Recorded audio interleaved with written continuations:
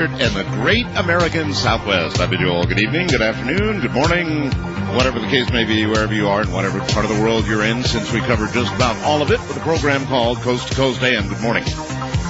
Good evening, depending on where you are. I'm in the evening place. It's now about 7 minutes after 10 o'clock. 7 after 10, coming up on 7 after 10, Pacific time right now. And I don't know where to begin tonight with the mundane news or we're in this window. We're in the Kreskin window. I guess I might as well begin here, huh? Kreskin, as you know, has made a prediction that there's going to be the biggest UFO sighting of the century, or maybe of a century, I'm not sure, tonight. Now, soon. The window for it began at 9:50 p.m., and as I said, we're at 10:07 and 30 seconds, and that'll tell you how long a delay there is from my voice to your reception, with the delays and such. In fact, let's try that just for fun. If you're watching the clock, you'll be able to tell how much delay time there is. There's a built-in 6 or 7 second delay, and then there's satellite time. For my voice to get to your voice. So we're coming up on 10:08, 5, 4, 3, 2, 1, mark, 10:08. So that'll give you some idea now. He said again that between 9:50 and between midnight, so from now until midnight, there's going to be the biggest UFO sighting in a century, or in this century. There is actually a pretty big difference. And we're in that window. So if you want to go, here's what I've done. If you want to go to my website, and I hope we don't bring it down. I really hope we don't bring it down.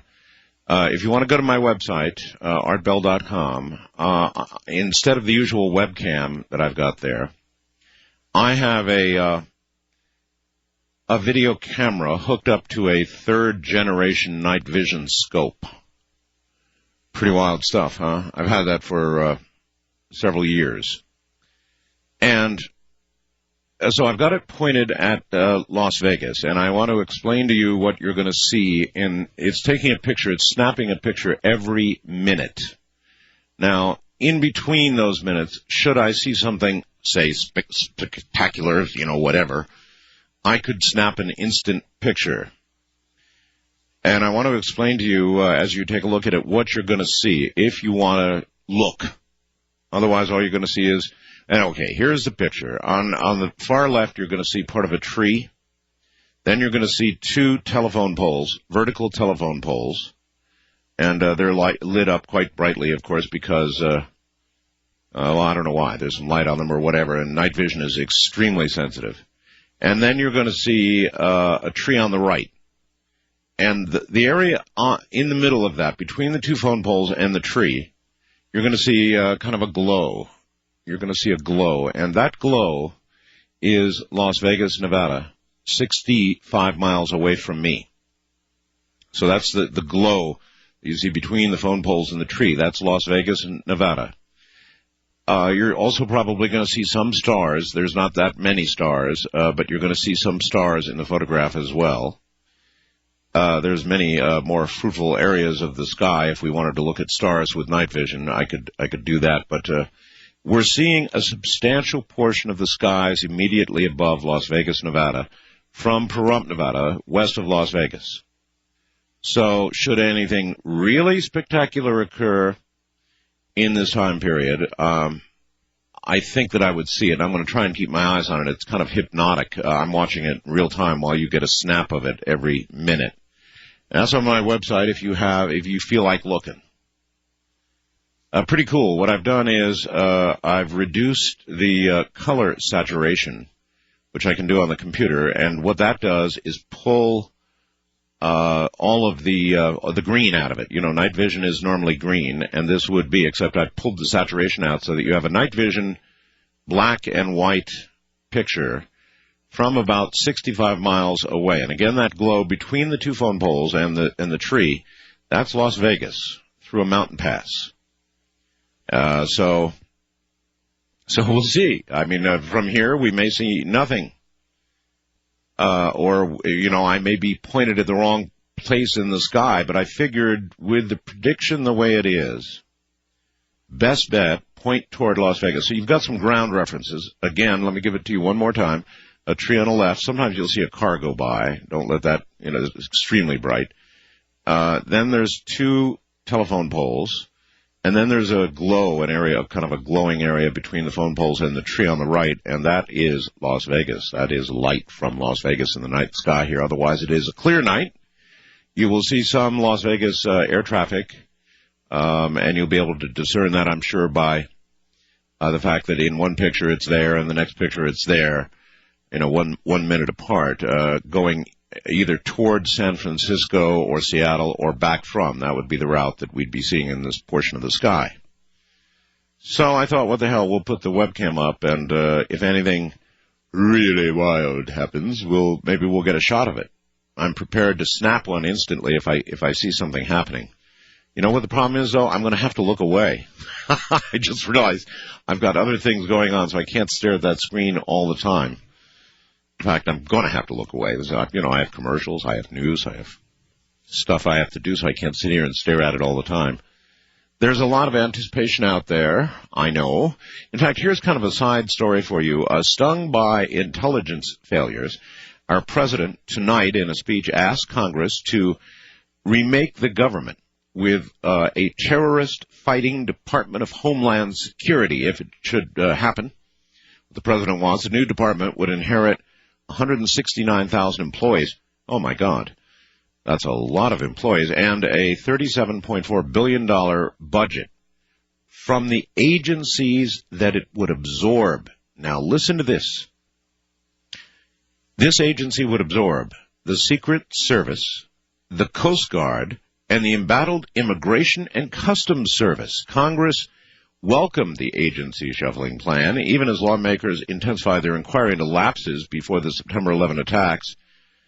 They're having this whistleblower hearing going on right now, and it's pretty they were really questioning this young lass very heavily. She sent in the infamous memo.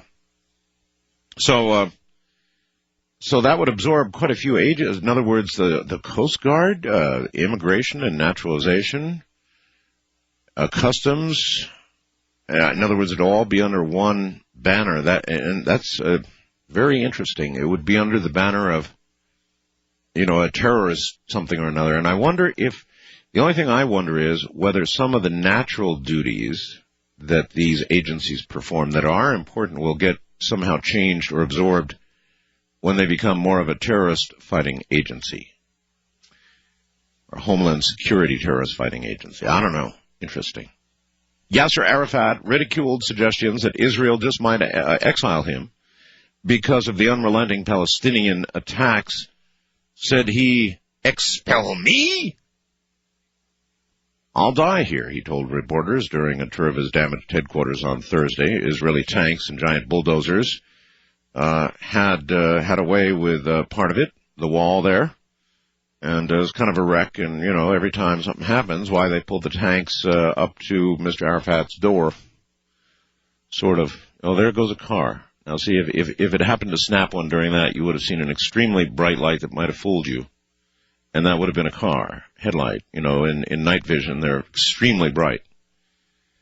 Well, all right. At least you got a little reference in that photograph, and I hope it stays up. I hope you can see it. Winona Ryder ordered to stand trial on charges alleging she shoplifted some $6,000 worth of merchandise from Saks Fifth Avenue. $6,000, my God. And possessed a drug without a prescription. And then her fans are, I guess, doing some kind of boycott or something. So, wow, that's interesting, isn't it? Now, here's something, I don't know, I'm kind of a fan of World Cup. I went to, my wife and I were in Paris for the last World Cup, and, the French, they play a mean game of soccer, real mean game of soccer, and they're always in the top contenders. They're right on up there. They're either going to win or they're going to be right up there. So it's not so good this year. The French are in danger of becoming the first defending champions eliminated in the opening round of a World Cup since Brazil in 1966. The team followed their stunning 1-0 loss to World Cup newcomer Senegal. Ooh, that's embarrassing, huh? By tying them 0-0 on Thursday, leaving them on the verge of elimination. The French eliminated? Oh, my God. Could it really happen? Would anybody really care? All right, in a moment, we'll come back now. I should tell you that I have sources. I understand there's a large, I want to hear from somebody in this hour. Bob Lazar is coming up next hour. I want to hear from somebody out with the crowd right now, and I want to hear how big this crowd is and where they are and that kind of stuff. So everybody else, just don't call right now. I know that there's a lot of people with Kreskin or wherever it is. I want to have a description of where you are. So everybody else hang up, please. Only if you have a cell phone and you are with the Kreskin crowd should you call this radio program right now. That's all I'm going to take, with the exception of one call here. Otherwise, you had better be with the crowd when you call, because I really want to hear what's going on, and I want to bring it to the nation as best I can, and the best way I can do that is to use you all as reporters, right? So that's the deal. Everybody else, I don't care what you have to say, hang up, because we want to hear what's going on. Anyway, I want to hear what's going on. So that means you have to listen to what's going on, I guess. The numbers that you can use, first-time caller line, 775-727-1222. 1222. That's 775-727-1222, or the wildcard lines at 775, the area code, 727-1295, and the east and west of the Rockies lines. You can use those too. But unless you are with the crowd, unless you are with the Kreskin crowd, do not, repeat, do not call. Because along with the photograph that I've got every minute on the webcam, obviously I want to know what's going on out there and where everybody is and all that kind of thing. So with all that in mind, and I'll talk a little more about the whole Kreskin prediction in a second. We've been getting calls here nonstop about the thing, so I'll tell you more about it in a moment.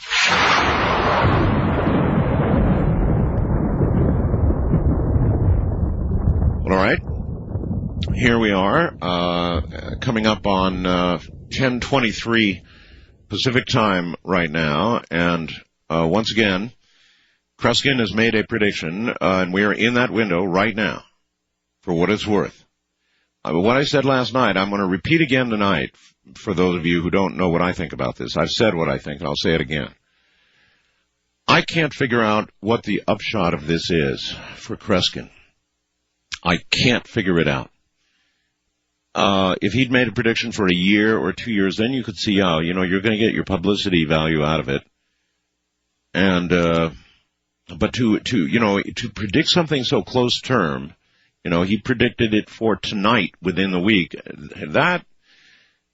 That makes me wonder. He's put up $50,000 if he's wrong about this UFO prediction that says 3 or 4 craft are going to be seen by people in Las Vegas who are with Kreskin and out in the desert, and I'm out in the desert. I just saw a very neat falling star, and I'm sitting here looking at the lights of Las Vegas, as you can be if you wish. In the meantime, we are going to try and take calls, with the exception of this one coming up, only from people who are out there with the Kreskin crowd. And I know you've got cell phones and cameras, and, it's probably like Independence Day, right? Shouting for the aliens, hurry up and come in, and we welcome you, and all the rest of it. I can't figure out the psychology of what Kreskin has done. I just, for the life of me, cannot figure it out. Because the downside seems too great for whatever immediate publicity value you get. If it doesn't happen, the downside, people are coming from Australia, right? The downside of this is that there'd be angry people, I suppose, if nothing happened. And then again, I'm going to qualify this by saying a lot of my audience is out there. I know that, and they know what they're doing. They know what a satellite looks like. Crossing the sky. They know what an airplane looks like. They know what navigation lights look like. They know what the space shuttle, should it come over, would look like. All of that. So, the majority of the crowd's going to be able to delineate between an event of that sort and the event, the kind of event that Kreskin is talking about. So I've really thought hard about this. I can't figure out what he's doing, why he's doing it. Seems the immediate downside's pretty heavy if he's wrong, and, we've got, an hour and 35 minutes or so to find out whether he's right or wrong. The president gave a speech tonight, and I started to, that I just told you about the combining of the agencies, and I just started, I took a few calls during the news at the top of the hour, and one of them said the same thing that several of my emails said. So I thought I would bring this gentleman on, and there you are, sir, you're on. So during the president's speech, which I did not see, about the combining of the agencies and Homeland Security and all the rest of it, you're claiming you saw a UFO. Yeah, I don't know if it started during the middle of the speech, but behind his sort of right shoulder, coming out from behind his head was sort of a white glowing sphere, and it kept sort of changing shape, as UFOs are known to do. And when I replayed the tape, because I recorded it, as soon as my wife and I saw that, I just, my jaw dropped. All right. Okay, so you've got this on tape. I don't suppose you're not a computer geek, are you? No, I'm not. Damn. You see, you can actually do a snap of that and send us a photograph. So somebody out there will have taped the president, or will get it and do a snap for us and send it to us, and we'll get a picture of it up there. How about that? Yeah, that's great. There was actually two, though. The one of them, there was the big one that was on the sort of right side of his ear, but one shot up from behind the trees, and it just sort of flickered in and off and went past the other one. And I couldn't figure out what else it was. I didn't think it was reflecting light. Okay, well, look, it's well recorded with downtown professional video equipment that'll be shooting the president. So I guarantee we will come up with a photograph of it, sir, and we'll all take a look-see, huh? Sounds like a case for Richard Hoagland. Well, I don't know. No, Richard would say no. I don't deal in that stuff. Well, I appreciate your call, though, sir. Thank you. So there might have been something seen behind the president. I received a bunch of emails on that, and then, of course, his call. All right, now I'm going to say this again. Only those of you out there with Kreskin need call right now. That's all. Only if you're out there with Kreskin. Everybody else hang up so we can find out what's going on. On the first-time caller line, you're on the air. Hello. Hi, Art. Hi there. I'm out here at the Kreskin deal. Okay, you are out there. Yes, I am. All right. And it's over. What do you mean it's over? Some people saw some things, and most of us didn't see anything. Well, then how do you know it's over? Well, everybody's going home. Kreskin turned off the lights and shut down the microphone system. Whoa. Did Kreskin say it was over? Yes, Kreskin said it was over. You're kidding. No. And also, you're not going to believe who I was standing behind. Who? Dannion Brinkley. Dannion was there? Yes. Did Dannion see anything? As soon as everybody started, well, not everybody, as soon as 5 or 10 people started seeing things. Yeah. Dannion said, he was with 2 girls, and he said, well, we can gather the kids and go home now. That's Dannion, all right. And he said, the girls were saying, well, what do you think's going on? And he said, well, they're seeing what they need to see. Yeah. Well, how many people do you think were out there? I would say probably about 1,000. 1,000 people? Yeah. And how many people do you think started screaming they saw something? About 11 or 12. Listen, well, and you know what? Listen, hold on, sir, all right? All right, hold on. I'm Art Bell. This is Coast. Get a shiver in the dark. It's raining in the park. But meantime, sound of the river, you stop and you hold everything. A band is blowing Dixie, double fall time. You feel alright when you hear the music ring. Well, all right, there, you just heard what Ramona saw. She was outside, and I wasn't looking at the webcam at that time, so I don't know if it caught any of it. But, look, we're going to continue for the next few minutes anyway to take calls only from people who are out there in the Kreskin area or were with the Kreskin group. It's now said that it's over. Let me bring this caller back on. You're back on now. Hello? Hi, this is Joel in Vegas. Yeah, hey there. So, anyway, it's over. It's over. And what would you say the majority of the people thought? They thought that we did see some low-flying airplanes go over. Kind of like my wife just described? Yes, of course. Of course, we're right here by the airport. Yeah. And that was the consensus. That it was airplanes. Yes. Okay. Listen. I'm going to move on and try to get some more, witnesses like yourself, and try to get a sense of. The only people that saw it were the people that were in the show before he went out there. So it was like a hypnosis deal. Okay. I appreciate the call. Were you in the show? No, I wasn't in the show. Well, then I don't know how you can know that it was a hypnosis deal. But that's interesting. Very interesting. West of the Rockies, you're on the air. Hello. I take it you're in Las Vegas? That's correct. Okay. So what do you have to tell me? Well, I was in the show, and of the 500 people in the showroom, he dismissed about 200 and kept 300, pulled them down to the front of the stage, and did a little extra with us. I don't really think it was hypnosis. We walked in about a quarter of a mile. Okay, let me stop you. You say he dismissed a couple hundred from the audience, kept about 300, and did what? He actually, I don't think I would call it hypnosis. I wouldn't call it a trance. I wouldn't even call it a suggestion. But he did some of the close your eyes and hold your arm out in front of you, straight, rigid, and now you're unable to put it down, and visualize a circle in your palm. It's standard mentalist. Kreskin is a fabulous mentalist. Yeah, but what does that have to do with seeing UFOs? Nothing at all. Nothing. Okay, so you went out with the group, right? Yes. And it was estimated there were 1,000 people there by another caller. Is that? I would say 400 to 500. I did not see 1,000. All right, 400 or 500. And he dismissed the crowd at 10:20. I mean, 20 minutes after the hour. So then it sounds like what my wife saw would have been about the right time, about 10:15.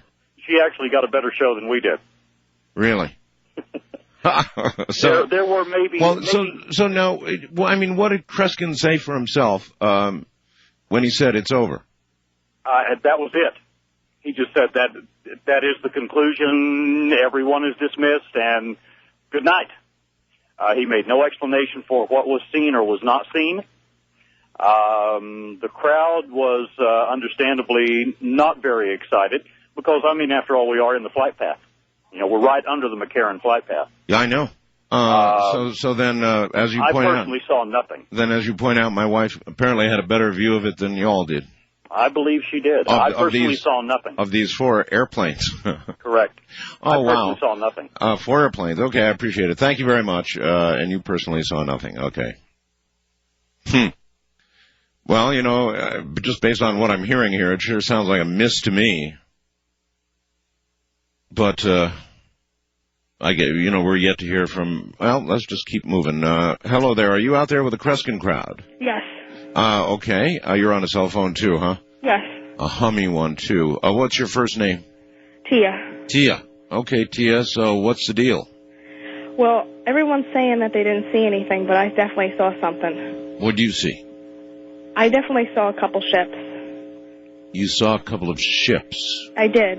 I mean, they were saying they saw a lot of low-flying airplanes, which we did see. We did. But I saw them, and they were very obvious to me. Mm-hmm. Were you one of the 300 people that Kreskin kept after his show? No. No? But I was in the show, yeah. I was in the they're saying the hypnosis thing? Yeah. I was in that, yes. Oh, you were in that? Yes. Okie dokie. Bless your heart, and thank you very much for the call. So she was in that select group, but says she saw something. Are you out there with the Kreskin crowd? Oh, no, I'm in North Las Vegas. North Las Vegas, yes? Yes, sir. My daughter and I were looking at a cigar-shaped object that's directly overhead, just about. And it's brightly lit. Is that going on right now? Yes, right now we're both sitting here looking at it, and there's like a smaller object that seems to be moving back and forth away from it. Huh. It's weird, but it's nowhere near downtown. Yeah, I hear you. Kreskin said it's already over. Yeah, we were listening to that on the show, so I don't think this has anything to do with that, but this is definitely not a star. Or something different. It's a cigar. All right, well, let's see if we get more reports of it. Yeah, this is in North Las Vegas. All right, thank you very much, sir, for the report, and take care. You know, there's going to be a lot of sightings of a lot of things. I mean, there were a lot of people out, of course, just, watching. And, when you pay attention to the sky, you see things that some of them are hard to explain. Just comes from looking. People don't usually look at the sky. But I'm still saying, I think, from what I'm hearing so far, this doesn't sound like much to me. Doesn't sound like a hit to me. First-time caller line, you're on the air. Hello. Hey, Art, this is Ginger. I'm out at the site. Hey, Ginger. Yeah. So let's... I was one of the ones that was hypnotized. Oh. Or whatever you call it. Okay. I don't know if he was giving suggestions and stuff. Yeah. And I thought, I'm very suggestible. I thought I'd see something. Right. And we saw planes. Planes. But it was a great scene. There was lots of people. They're selling beer and water and... Beer and water. For free. I got a free Kreskin book. Free Kreskin pictures were passed out by the radio station. Yes, dear. But the critical thing is, you didn't see a damn thing, huh? Not really. And what was it like when Kreskin stood up there and said, "It's over"? I didn't hear that. Oh, you didn't? We didn't hear that. His mic wasn't very loud. I see. But when we were in the little room there and he was telling us what was going to happen, we were going to see something, we were going to get a message. He says, when I drop the handkerchiefs, then you're going to, that's when it's going to start happening. Yeah. And just remember what you saw and tell everybody. And so he went out there and he dropped a handkerchief. Dropped a handkerchief twice. Twice? And then, we're seeing planes and people going, isn't that the flight path? Oh, yeah, I guess it is. Yeah, flight path. Okay. Yes, go ahead.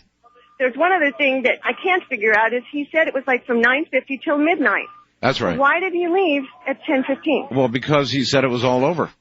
Yeah. One of our callers said he said it was all over. Right, but he's the one that said till midnight, so you would think he would hang. It's like, what up? Yeah. You're right. That's a very good point, and I appreciate your making it. Thank you. Yeah, thanks. All right. I don't know. It sounds like a bus to me. It sounds like they were airplanes, and it sounds like they're exactly the same thing my wife saw coming from this side, as she pointed out, in the San Francisco flight path, and that there were 4 of them, and but they were definitely airplanes. So there's obviously going to be local television coverage and that sort of thing, and we'll see how they report it. But based on talking with those of you that were on the scene so far, it looks like phooey to me. First time caller line, you're on the air. Hello. Hello there. No, you're not. West of the Rockies, you're on the air. Hello. Yes, is this our Bill show? Yes, it is. Where are you? I'm in Vegas. Okay. Were you at this affair? Yes. And what, pray tell, did you see? I thought I saw something, but it flashed across the sky so fast that I couldn't really tell what it was. It was some kind of light. But were you in with the crowd that? Yeah. You were one of the crowd that supposedly was hypnotized or whatever you want to call it. I see. Did you see all this when the handkerchief fell? Shortly after, yeah. Shortly after. All right. I appreciate the testimony. Thank you. I think we're getting a picture here, huh? Just talking to people is the best way to get a picture of what happened. You beginning to get a picture of what happened out there? I am. I certainly am. On the first-time caller line, you're on the air. Hello. Hello. Hi. Hi. Hi, turn your radio off. That's okay, the first turn the radio off. Hurry up. Hurry. Yeah, turn the radio off. Hurry to turn that radio off. No, they've still got it on. I know. We're turning it off. Is that better? Yes, thank you. All right, so I take it you're out with what was the crowd? Yeah, actually, we're out at Blue Diamond and Industrial, Oh, yeah, okay. and a lot of people showed up. I would say, I mean, they had police control, everything out here. Uh-huh. The only thing that I've seen, which was on a satellite pattern, however, the only thing that I saw was a very green light, but it took the same pattern as a satellite, but it was very bright green. Did it move across the sky at a regular rate? No, it was much slower than a plane, but much, and it was actually slower than a satellite too. Okay, well, what was promised? Look, what was promised was 3 or 4 craft, and the biggest sighting of the century, and I don't think we got that. Do you? No, I'm waiting. But you know what? He said till midnight. I'm not really sure if he left or what the deal is with that because I'm not privy to that. I've got callers telling me he left. Now we'll play it on the safe side and wait till midnight. But he said, Kreskin apparently said it's over. You know what? I'm not privy to that conversation. However, I am out here, and there are literally hundreds of people still out here. Probably, maybe even 1,000 people still out here.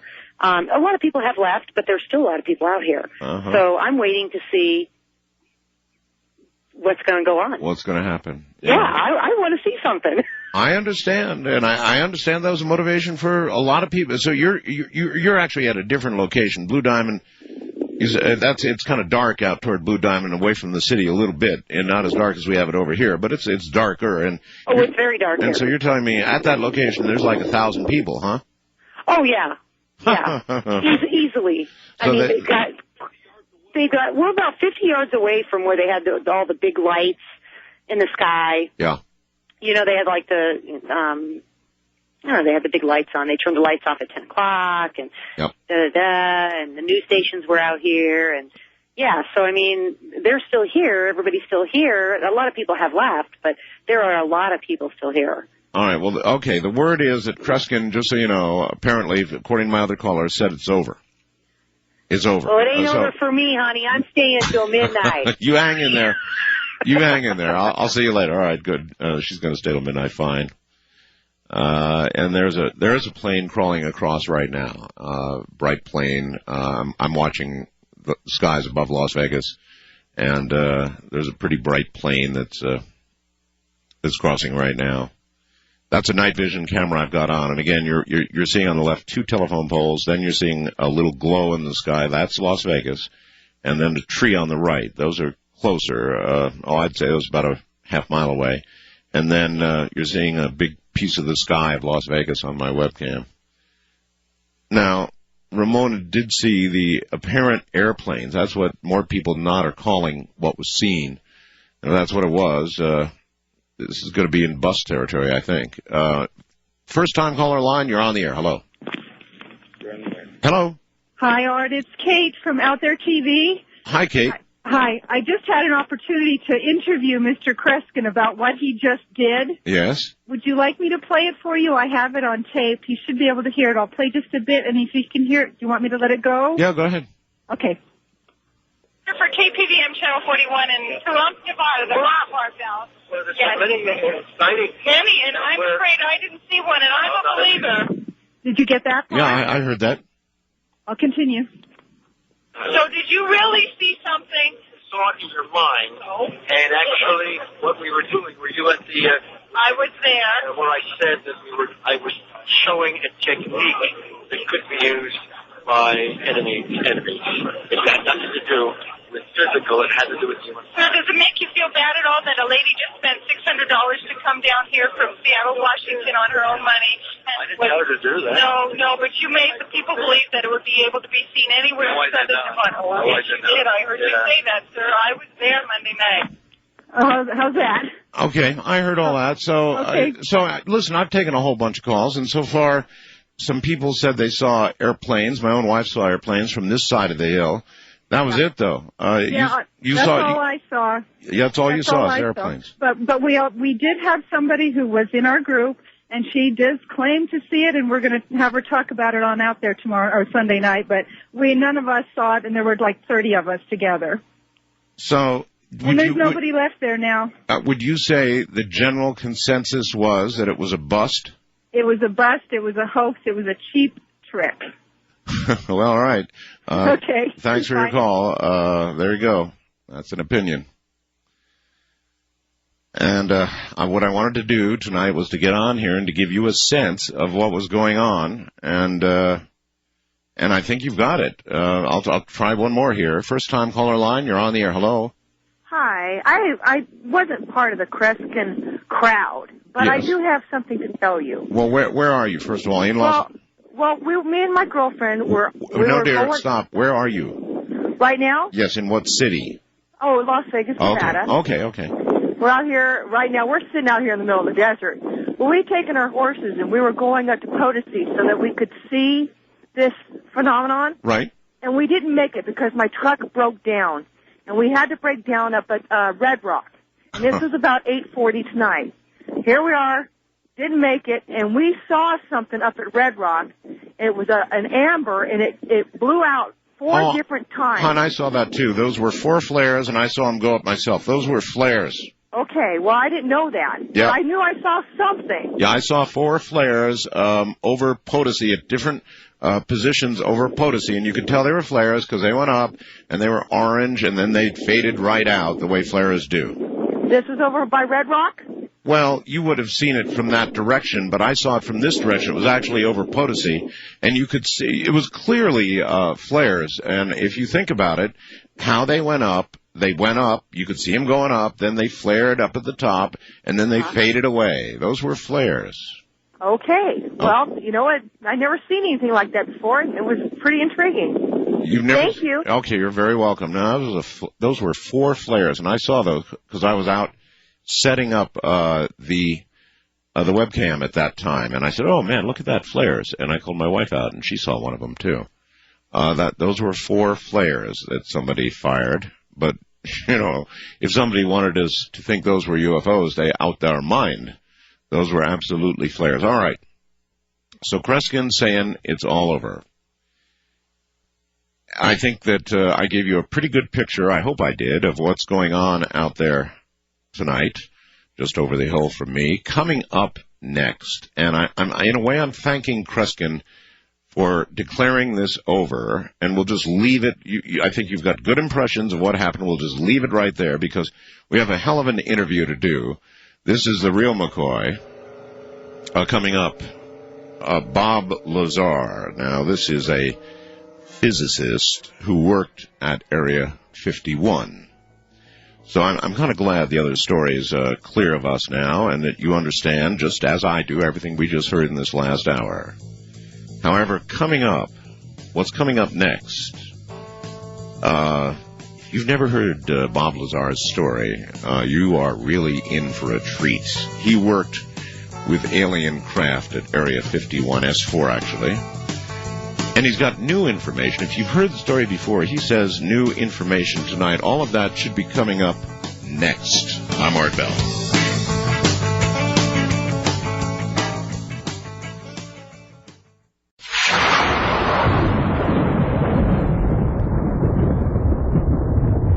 In the mid-1980s, a fascinating story emerged. A man claiming to have worked out at a test site designated S4, which is part of the Groom Lake test site, came forward to tell his remarkable story to local Las Vegas news anchor George Knapp.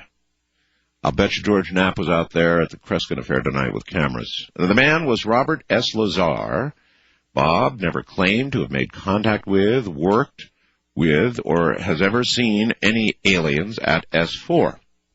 But he did claim to have worked on a revolutionary propulsion system, seen saucer-shaped craft in a hangar built into the side of the mountain, and had witnessed live trials of a man flying disc.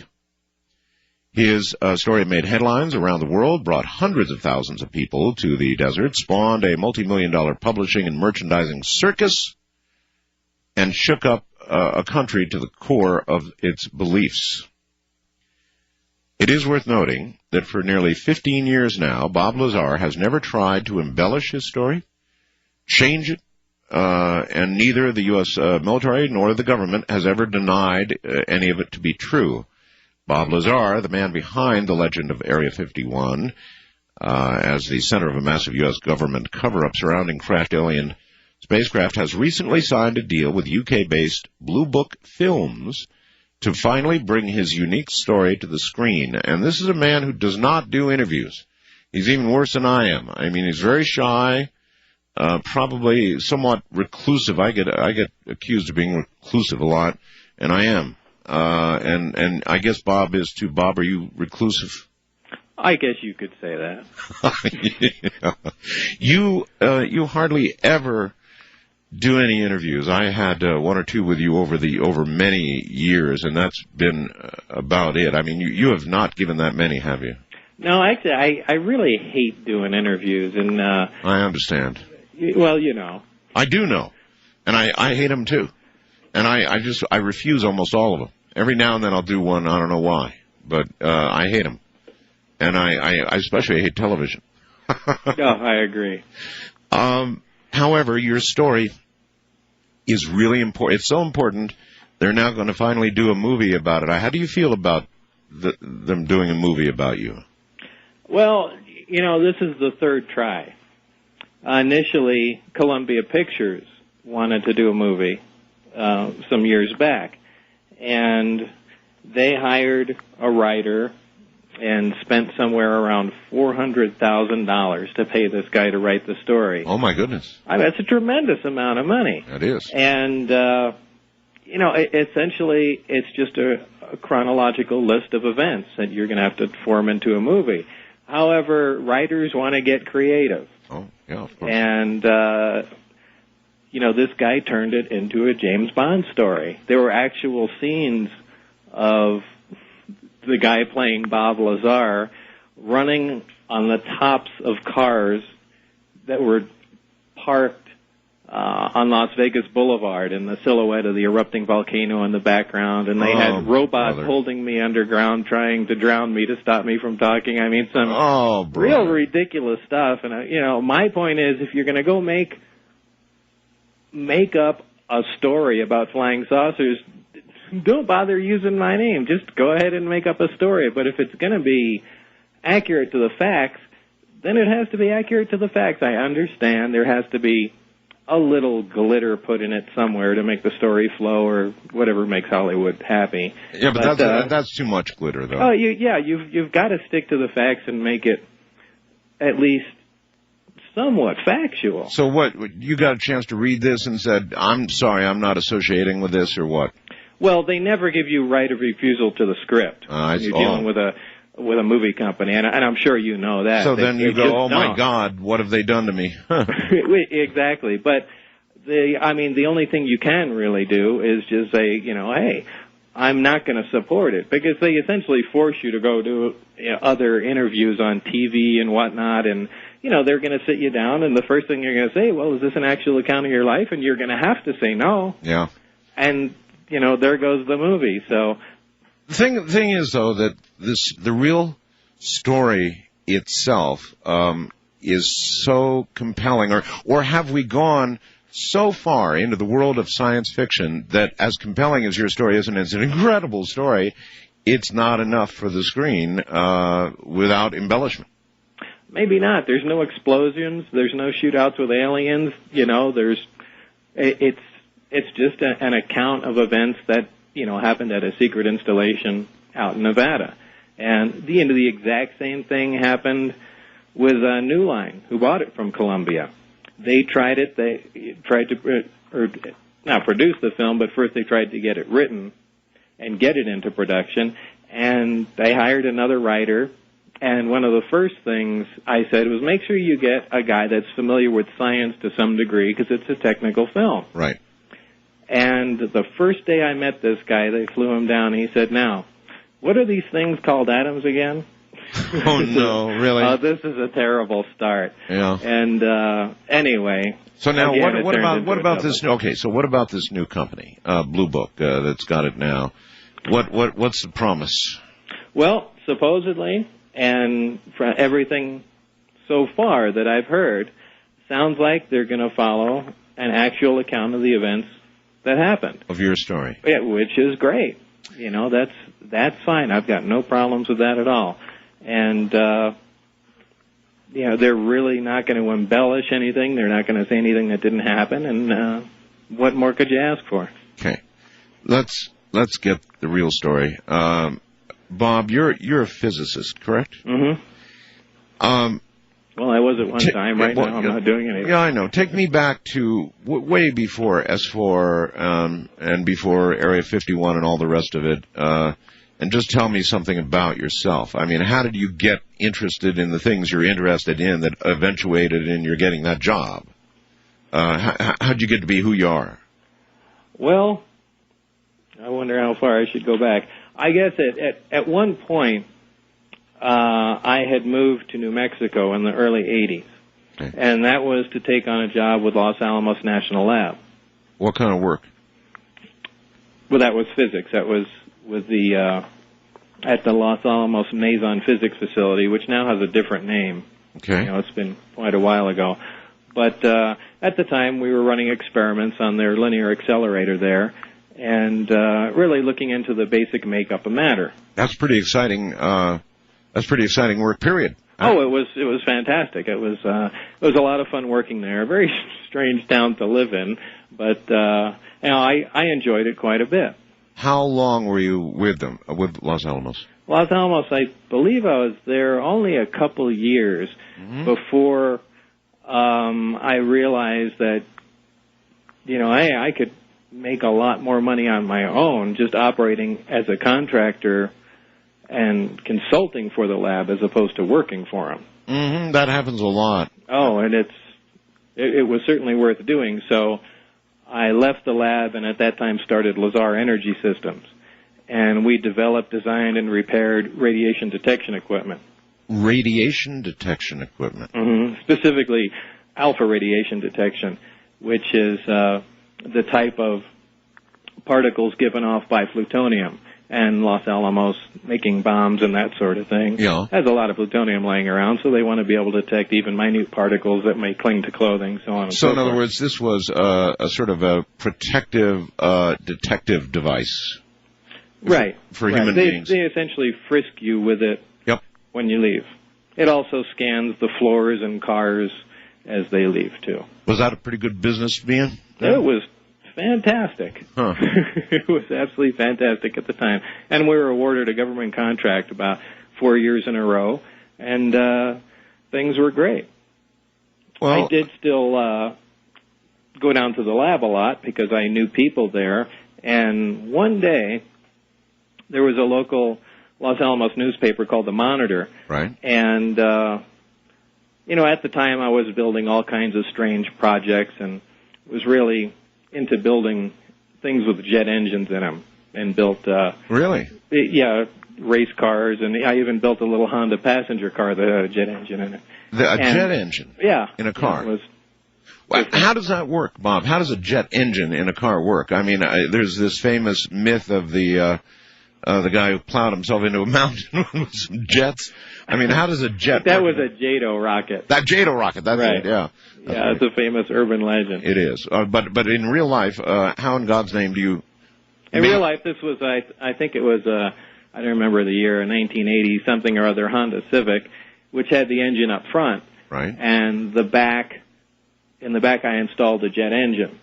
So you could drive the car around normally, and then push a lever and the license plate would open up, exposing the nozzle to the jet. You could fire that up and take off at high speed. And they had put that on, I think it's the June 82 front page of the Monitor newspaper. And what kind of jet engine was that? Do you recall?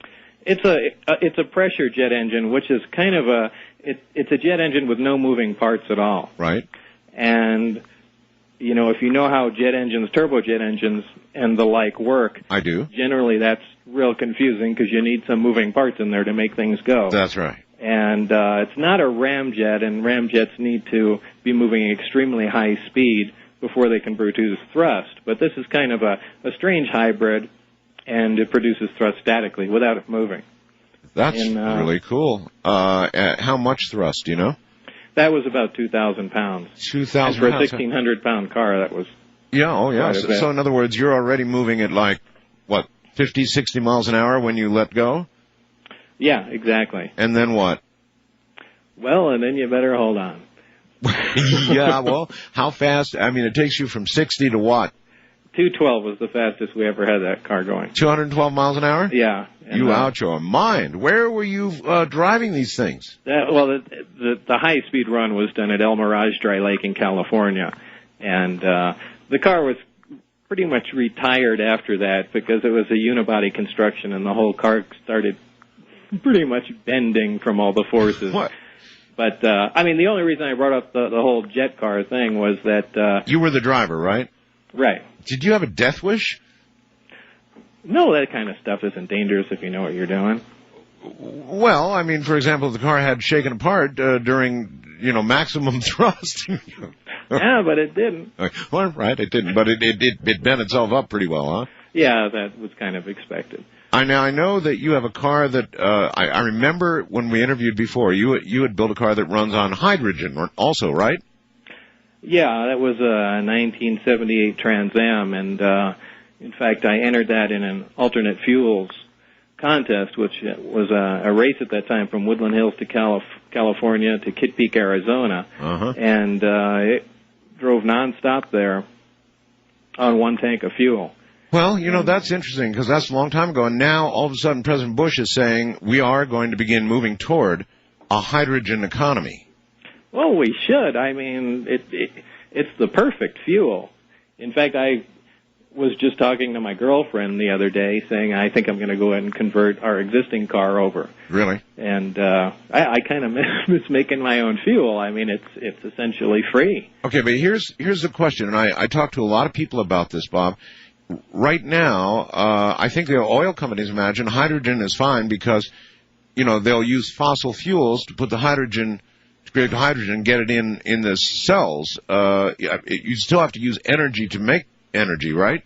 However, there are other ways. Now, of course, the oil companies and the gas companies want you to crack hydrogen from methane or some other hydrocarbon fuel. Absolutely. And that's ridiculous. You're defeating the whole purpose of using hydrogen. Water is H2O. Yeah. Now, every school kid knows you take a glass of water, add just a drop of salt in there to get the ions moving around, and take a 12-volt battery and put the positive and negative leads in there. You see one lead let off a little bit of bubbles, and the other lead lets off twice as much bubbles. Well, the lead with twice as much bubbles is the H2, and the O2 is coming off the other one. So just running a little electricity through water gives you a flammable gas.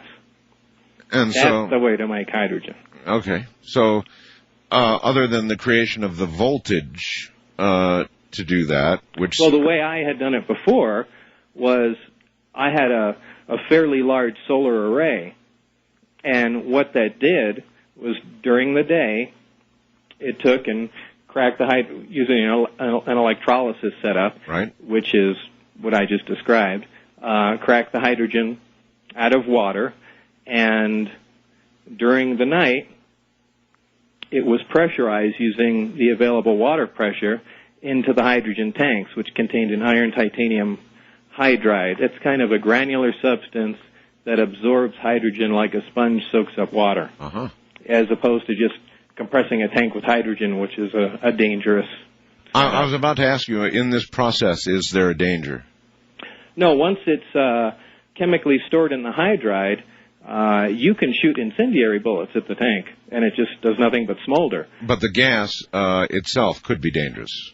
Yeah, but the tank only produces as much gas as the car needs at the time. Gotcha. The way the setup that I came up with is that the car radiator fluid heats an outer jacket on the tank, and when the hydride heats up, it evolves hydrogen, and it gets into the carburetor. So there's never more than the volume of hydrogen that fits in the tube from the tank to the carburetor or fuel injection system. So it was a very safe system. All right. What about the car itself? The performance of the car compared to a piston engine. What was the performance like?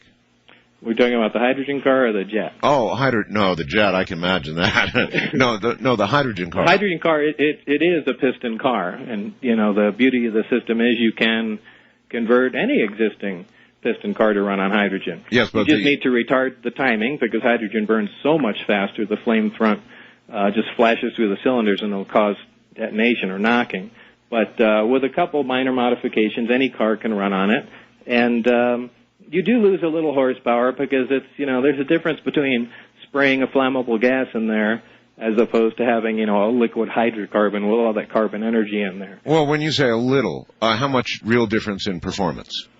Well, I lost a significant amount in the Trans Am, and probably I believe the car was 220 horsepower, and I think I was down to about 150 running on hydrogen. Oh, but still usable then. Oh, yeah, you weren't following electric cars by any means. Well, that's pretty good. That's damn good, actually. So why not do that now to all cars? I am. I'm going to convert my car over, but you already told your wife is okay with this, right? Right. Bob, hold on a sec. We're at the bottom of the hour. I'm Art Bell, and you're listening to Coast AM. My guest is Bob Lazar. I've been where the eagle flies, rode his wings across autumn skies, kissed the sun, touched the moon, but he left me much too soon. His ladybird, he left his ladybird. Ladybird, come on down, I'm here waiting on the ground. Ladybird, I'll treat you good, ah, Ladybird, I wish you would. Once again, here is Bob Lazar, and it's good that you've told us some of this, Bob. It gives kind of everybody a background for, what kind of guy you are and what you've been doing, and sounds like you've been having a hell of a lot of fun, actually. I mean, putting a jet in a car, that's got to be a lot of fun. Yeah, it was. It's a crazy thing to do. But, and a lot of people, if you ever, do you have a website? Well, there's a website about me. That's not mine. My website is is UnitedNuclear.com, which is scientific supplies and whatnot that we sell. Somebody was hoping you'd post the process for the creation of hydrogen on some website somewhere or something. Well, they'll have to dig back in the archives and listen. All right, so now, how did you get involved, if you can remember the first moment or the first contact that anybody made with you regarding Area 51 and S4 and all that stuff over here? Well, this is the reason why I brought up the jet car initially. That day, in June 82, the front page of the Los Alamos Monitor newspaper had a picture of me and the jet car on it. And on the flip side of the front page, there's an announcement there that Edward Teller, father of the hydrogen bomb, was going to be giving a lecture down at one of the lecture halls at the lab. And I was anxious to hear the lecture, so thinking there were going to be lots of people there, I got there really early, because at the time I was still working for the lab. Right. Or was it? Now I'm trying to remember. Boy, I was still working for it. But in either case, I got to the lecture hall real early. And as it turned out, there was nobody there, and now I'm kind of waiting around. About 15 minutes goes by, and I see Ed Teller sitting on a little wall outside the hall reading the front page of the newspaper, which I thought was a perfect segue for me to introduce myself because, he's sitting there reading about me, and I always wanted to meet the guy. Of course. And so I went and introduced myself, and, we talked for a bit, and actually the lecture got delayed a little bit, so we had walked around, and I got to talk to the guy. What was he like, out of curiosity? I mean, how did he strike? He's a very stubborn guy. Stubborn? Yeah, and it's a feeling you get speaking to most of the older scientists and physicists at almost every lab I've seen. You can't present him with anything new.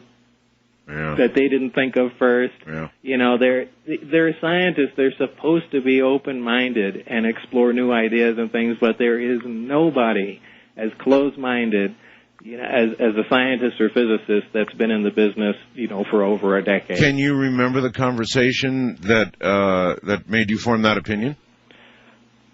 No, this is an opinion not just based on him, but based on the other scientists and physicists that I've worked with. I mean, they all act exactly the same. Oh, and you caught the same drift from him. Yeah, identical.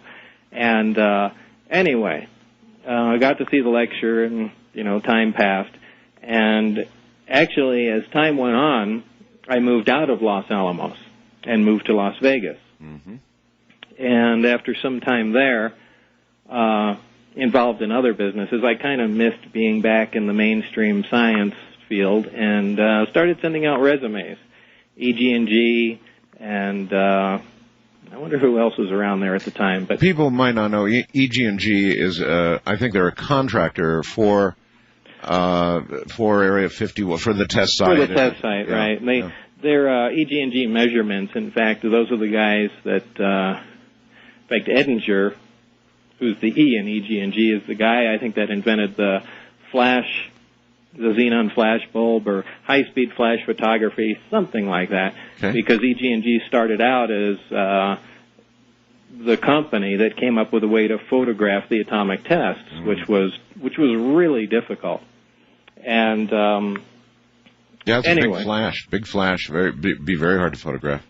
Yeah, very high speed, and, you know, they wanted to actually see the fireball expanding as it cracks the case and moves apart, and, you know, you're talking over 1 million frames a second. Wow. And they came up with some fantastic cameras. In fact, I was just told the other day by a movie studio executive that all those old cameras found their way into most of the motion picture companies now, and they use them for special effects, all those atomic bomb cameras. Yeah, we get a lot of, scientific advance from defense, if you wish to call it that, and the defense industry. Of course, you know, they develop the latest stuff, I guess, so that's not a surprise. So you applied to EG&G. I'd sent a resume to everywhere that was in driving distance. Now, there wasn't a whole lot in Las Vegas, but, you know, I gave it a shot. And what I also did was I sent one to Dr. Teller, who was at Livermore at that time. Hoping he'd remember you, I'm sure. Right, and I referenced our meeting and so on and so forth. And, you know, if any suggestions, you know, just pass them along. And I believe it wasn't too long after that that I got a call from EG&G. Really? Now, at that time, EG&G was located at McCarran Airport. Okay. It was EG&G Special Projects, and for the people who lived in Las Vegas a long time, they remember that. They've since moved it behind the fence at Nellis Air Force Base. Okay.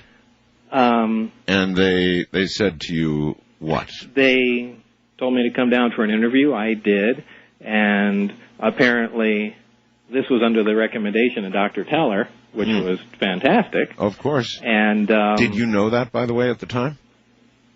I think I found that out after, if I recall. Okay. So in this interview, what were they? What did they want? What were they after? What were they curious? What did they want to know? The initial interview was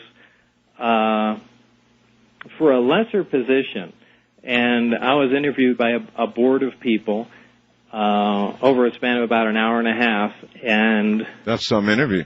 Yeah, it was pretty intimidating. You know, it was an uncomfortable interview. Do you recall any of the key questions I asked you? An hour and a half, my God. Not for that, because I did go back for another one. Oh. I mean, they did ask me. One of the strange things I found about it was that they weren't asking me that many technical questions. They were asking me questions about my demeanor, about what I do under stress. If I get all angry, do I start throwing screwdrivers and things around? And which was kind of weird. You expect them to, you know, certainly have. Well, they did have some technical questions and test my abilities. But well, you know, that is, though, not that irrational a question. I've thrown screwdrivers. Well, generally I don't. I just, give up and walk away for a while. Yeah, I know. But I assume what they were doing was just they knew of my work at Los Alamos and the other things I was doing, and they just assumed that it fit the bill. Sure, but they wanted to know about your demeanor for some reason. Right, and as it turned out, this all had to do with security, as I found out later. But I went home. I wasn't that thrilled about the interview, and it was several days later I got a call back, and they said, as it turned out, we felt you were overqualified for the job we were offering, and we're pretty sure you would become bored with it after a while. However, there is something else that we have. It's I'm trying to remember verbatim what they said. I believe it's at a remote site on the test site, so you will have to fly out there. And everybody should know that those flights leave every single day from Las Vegas and go up to the test site, right? Yeah, at the time they were called the Key flights because Key something airlines had the contract. They still fly every day. Do they? Yeah. Sure. I didn't even remember. I didn't know if the test site was still operational now. Oh yeah. It is. We have here in Pahrump. It's kind of interesting. The test site that doesn't exist. We have every morning. They may have stopped it now, but up at the VFW Lodge, up the street from me here, they have a parking lot at the VFW Lodge, and they have buses at about 4 something in the morning, a little before 5 in the morning, and on the side of the bus it says Area 51. No kidding. Yeah, really? no kidding. Yeah, no kidding. And they pile in and they bus from here in Pahrump, but there in Las Vegas they fly, and they still fly. So, yeah, you're right about that. Well, they had me come down for an interview that was a little more in-depth that time, and I did very well. And they would say they told me that it was going to be fairly heavy security, and it was going to be working on an advanced propulsion system. Now that's great. This is exactly what I want to do. Here's the guy that's tinkering around with jets and running on hydrogen. I mean, propulsion was my thing. It's stuff I even played around with when I was at home. A natural thing for you, right? Certainly excited about it. And I was under the impression that this was going to be a field propulsion system for some new fighter aircraft.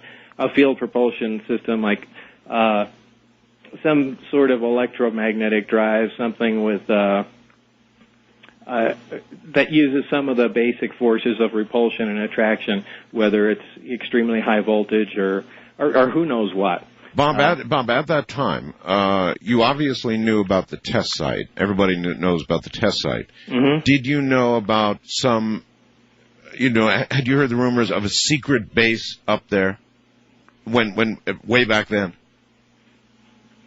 I'm trying to remember. I probably did. And in fact, thinking back, I almost remember there were some silly stories about aliens working out there and whatnot. And, I was a hardcore non-UFO believer. I mean, I thought all that stuff was absolutely ridiculous, and the people that believed it were even more ridiculous. So I didn't pay much attention to any of that stuff. But I think I did hear, okay, on KLS TV or something, or one of George Knapp's interviews with John Lear or something like that. Okay. That there were aliens working up there or eating people or whatever the story was about. Okay, yeah, those were back in the days. In fact, I was doing shows on it with John Lear back then. And so those rumors were around. So you sort of vaguely knew about them but didn't pay a lot of attention. And so did you have any idea where you were going to be working? Did they tell you that? No, they just said a remote site, or a remote area on the test site. And, wherever that was going to be was fine. Well, that's got to get your blood going a little bit. I mean, well, it does. I was excited, and it was, a job on the cutting edge of technology, so I was back at home again. They had a strange way of calling me to work. It was initially, apparently I was supposed to be replacing somebody. Uh-huh. And there was kind of a rush to get me up to speed. Now, because I worked at Los Alamos, I had Q clearance, which is civilian top secret. So they knew I wasn't a foreign agent or anything like that. Right. However, this required a higher clearance to work at this site. Higher than Q. Right. And what happened next? Well, they probably Anyway, they probably investigated you is what happened. Yeah, they started doing that, and there were visits to the house. Even when I had a house full of people over, guests having a little get-together, there would just be guys knocking at the door and would just show themselves in and start looking through the house. And, lots of people witnessed this stuff going on, and it began to really interfere with my life. Shortly after the investigation started, they allowed me out to the site. Now, they didn't start handing over everything or showing me everything. But How did you get to the site? I drove. Well, first they'd call. The job was not something like a 9 to 5 or every day at 7 o'clock be there. You were almost on call initially, and somebody would call from EG&G, and the phone call would go exactly like this. You pick up the phone and they say, "Hello, Mr. Lazar. It is now 4:43 p.m. We expect you to be at the installation at 6:25." It was always an odd number, and that's it. And they hang up the phone. It's very strange. Yeah. But every time I went out there, I pick up the phone. They tell me what the current time was, and they tell me what the time they expected me out there was. And I drive out to McCarran Airport. I drive to the Special Projects EG&G building. Yes. And right in back of that at the time is really where the key flights took off from.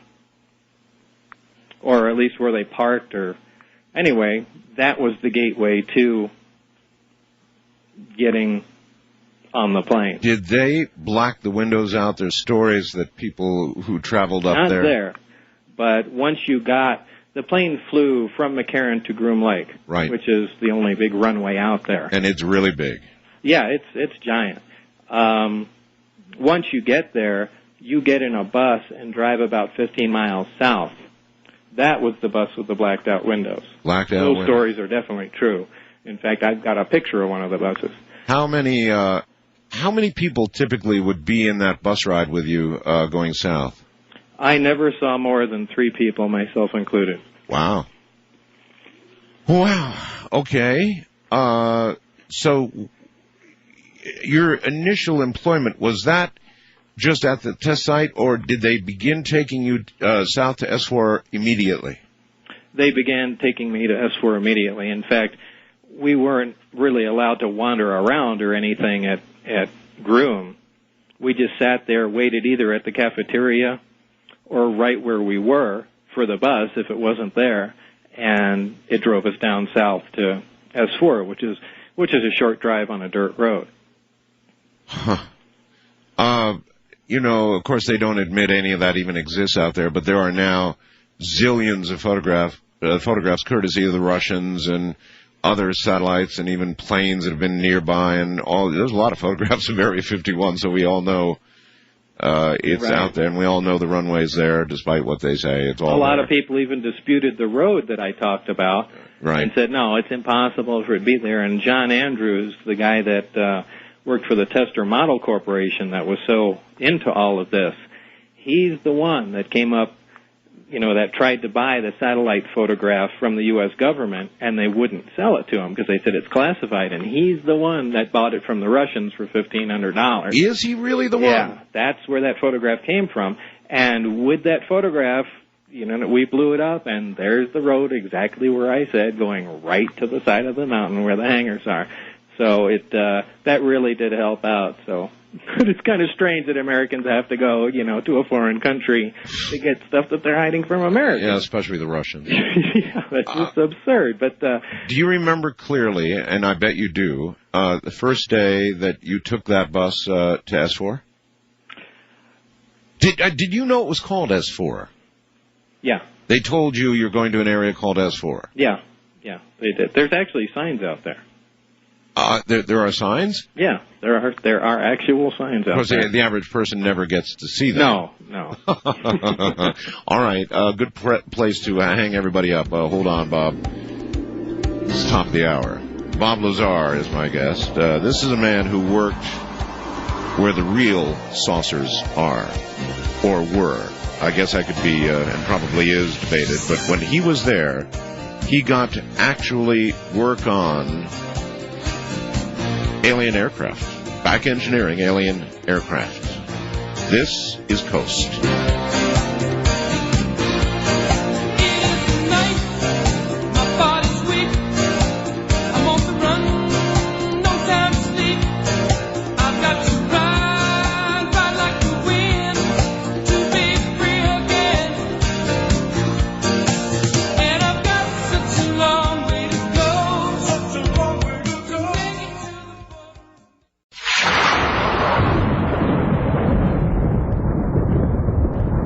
Once again, Bob Lazar. Bob, can you remember the first ride down to S4 in the bus, blacked out bus? You remember that, huh? Yeah, I do. That was quite a day. Well, give me a sense. What was it like? Well, the first time I went down there was essentially to read. I was brought into a small room at the facility they had there, and these, I guess you just call them briefings, because they were just an overview of some of the other satellite projects going on.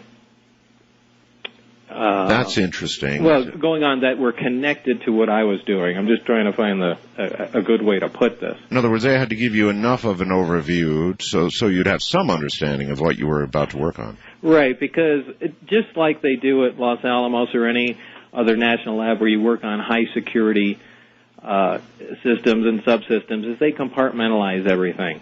And what they do is they have people working on different aspects of one project, so nobody really knows how the whole thing connects together. Well, some people do, but for the most part, most of the people working on it only work on, a specific module, a specific subsystem, and, somebody else worries about what it connects to. Uh-huh. And that way your knowledge about what's going on is limited just to the thing you worked on. Makes sense. It was the same here. And because this was a back engineering project, we weren't teaming together to try and build something. We were essentially teaming together to try and find out how something was built. You had to have a little knowledge of what was on the other side of the wall. Yeah. What the next guy was doing. So they gave you a little briefing about some of the other aspects of what was going on. But not too much in detail, but just enough so you go, well, okay, I know where this plugs into. Did they tell you that you were to be working on propulsion systems that were not ours? No, not until later. Even though it became pretty obvious that's what was going on initially. I began reading what the people had done before me, and immediately they're talking science fiction about power sources that put out tremendous amounts of energy, at propulsion systems with technology that doesn't even exist. And you begin to wonder if these guys are testing you in some way. Of course. And this is just a joke, or what? So it was like reading science fiction? Initially it was. And it wasn't until the next time that I came down that I discovered it wasn't. The following time I came down, which was only my second time to work, one of the hangar doors was open. Now, I believe it was open intentionally. Sure. And instead of going around the side of the building in the main entrance, we stopped out in front and cut in through the hangar. And it was obvious it was in the hangar. The second I stepped out of the bus, there was a large disc-shaped craft sitting on its belly on the ground. Okay, not on what would be some sort of touchdown or landing gear. No landing gear, like no man-made support. It was sitting on the concrete, on its belly, on the ground. And it was a disc, a typical flying saucer type disc? Yes. How big do you think it was? Well, John Andrews and I spent some time working on that, and he brought some people down from the model division so we could scale things up by trying to guess my distance from it and looking at objects that I knew approximately what the size was. So they could crunch all the numbers through and figure out within a fairly good estimate how big the craft was. That came out to about 52 feet in diameter. That's pretty big, 52 feet, huh? Yeah, it was big. It was big. And when you saw that, there must have been this moment where the jaw drops and you go, oh my gosh, I've just Well, not at that time. You would kind of think of it. But when I left the bus and I saw that, to me it had the opposite effect. It said, see, I'm right, there are no flying saucers. This is just an advanced U.S.-made aircraft, and they've been testing it, and people think it's aliens from outer space. It made complete sense. And in fact, when I walked by the craft, there was a little backwards American flag stuck on right next to the opening in the craft. Well, that absolutely does it. There's no ifs, ands, or buts.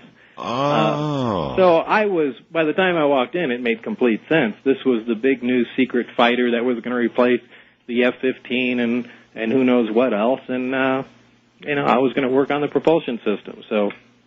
Yeah, actually, it would make more sense that you would think that, especially with a little American flag. That was a nice touch. Yeah, absolutely. Later did I learn to find out that was more or less a sticker that says this belongs to us now, as opposed to we made this. Did you get introduced to who was to be your boss? Is boss the right word? Yeah, kind of. It was tough to really figure out who your boss was there. They worked on the buddy system. And, what moves science forward is free discussion. It's people sitting around and working on a common problem and discussing things. Sure. It's just brainstorming. Yes. Especially for something outrageous like this. Uh-huh. But that was not permitted. What they did is they had a buddy system. You had one person who you worked with who you could talk to. There was no communication with anybody else, not even if you sat down for lunch. Now, how interesting is that, Bob? Because you were talking about the atomic bomb earlier in Teller. Mm-hmm. And they had the same arguments in the development of the atomic bomb that they weren't they were not allowed to sit around and throw ideas back and forth, and that it was holding the whole damn project up. It's exactly what was happening here, and all that has told me is that since the 40s, the military has not changed the way they do anything, and it's probably the reason why this project moved ahead so slowly. They were obviously more concerned about security than moving anything forward. And, of course, I guess they did not give anybody any idea where they got these craft. Or did they? Well, in one of the briefings, they said information gained from the craft, and they really didn't say how, but that the craft came from the Zeta Reticuli star system, which is apparently a binary star system that you can only see from the southern hemisphere. That is exactly correct. And the one thought to perhaps hold a possibility of harboring life, and you're right, it can only be seen from way down south. I believe it cannot even be seen from Puerto Rico, where Arecibo is. Now, that's really interesting. So they actually did say, from information gleaned in the investigation of this craft, they thought it was Zeta Reticuli. That's how it was worded. Okay, so to work you go on what? Well, the first person I was introduced to was a guy by the name of Barry Castillo or Castillo. I don't know how you pronounce that name. But I was introduced to him. This was the guy I was going to be working with. And we had a moderate-sized lab, and specifically we were working on the power source and the propulsion system of the craft. So he was your buddy? He was my buddy that I was going to work with. Uh-huh. In the lab, the first day in the lab meeting him, he was a very down-to-earth guy, and what was there was a reactor moved from one of the craft and one of the propulsion mechanisms that were on the bench. So they had already removed something. Now, at that time, I had only seen one craft. The one you described, yeah. Right. Okay. And as it turned out, there were 9 there. 9, right, and we'll get to that. But this portion of the propulsion system, or the main portion of the propulsion system, do you remember what your initial impression? Listen, by the way, I don't know if I'm going to press you to talk about things that you are unable to. How much are you unable to talk about, or unwilling to talk about, or will get in trouble for talking about? Is there anything that you hold back that you have to hold back? Well, the only things that there are a couple things that I haven't said, and for a reason. It's not that, there's a new news flash or something I just want to say that's new. The only reason there are some things I've held back was so I can recognize somebody from the area. Yeah, you know how all the chats and whatnot that go on the internet, they're full of just nutcases. I know. And on both sides of the fence, though. I mean, you have people that will swear up and down, I never lived in Los Alamos, I never worked there, or who knows what. But on the other side of the fence, you also have people that, just because they want to support me, say that, I was a security guard or something there, and I saw Bob going to work every day. Well, both of those people don't help. Because neither of them are true. And as much as I appreciate the help from people that say stuff like that, it really doesn't help, because all it does is confuse matters. And, in this field of UFO research, or whatever they call it these days, is so inundated with garbage and just ridiculous stories, you do not need to add even 1% more, because it's impossible for anybody to take anything seriously. So, there were only 22 people working there. 22? Yeah.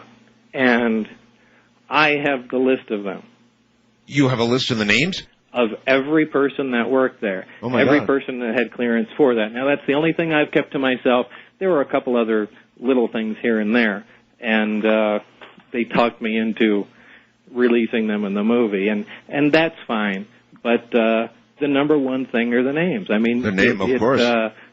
There's so many times you hear people say, well, I've got a friend that worked there. Really, what was his name? And it's never, I've never seen a name come through. Well, when you and your buddy when you first saw this propulsion stuff, how did it hit you as a physicist? What did you, when you look at it, you said to yourself, I'm looking at what? Well, the first thing I saw that was absolutely mind-boggling, and I will never forget it, was the reactor operating. Now, this is something very small, probably on a base 12 or 15 inches square, with about a basketball size sphere on top. Okay. Well, semi-sphere. It's, right. The basketball setting on the plate. Right. This was the reactor for the craft. And this produced a tremendous amount of energy, and also it was the source of the gravitational propulsion system, where it got its basic gravity wave from, that they amplify. Now, these are, we know what the effects of gravity are, but we cannot produce gravity or anti-gravity. I've spoken to a lot of people, and I ask people, that you see in NASA training films, astronauts floating around. And, that's all done in that large plane that they put into a crash dive, and people go weightless inside. Vomit comet. Right, the vomit comet, exactly. The majority of people I've spoken to, even people that seem fairly knowledgeable to me, think that NASA has an anti-gravity device in this room where they just turn it on and people float around. Now, if we had something like that, there wouldn't be airplanes anymore. Cars would fly. I mean, the world would be changed. We don't have a machine that can make gravity, because if you do, you can also control time. So if we had something like that, the world would be so different.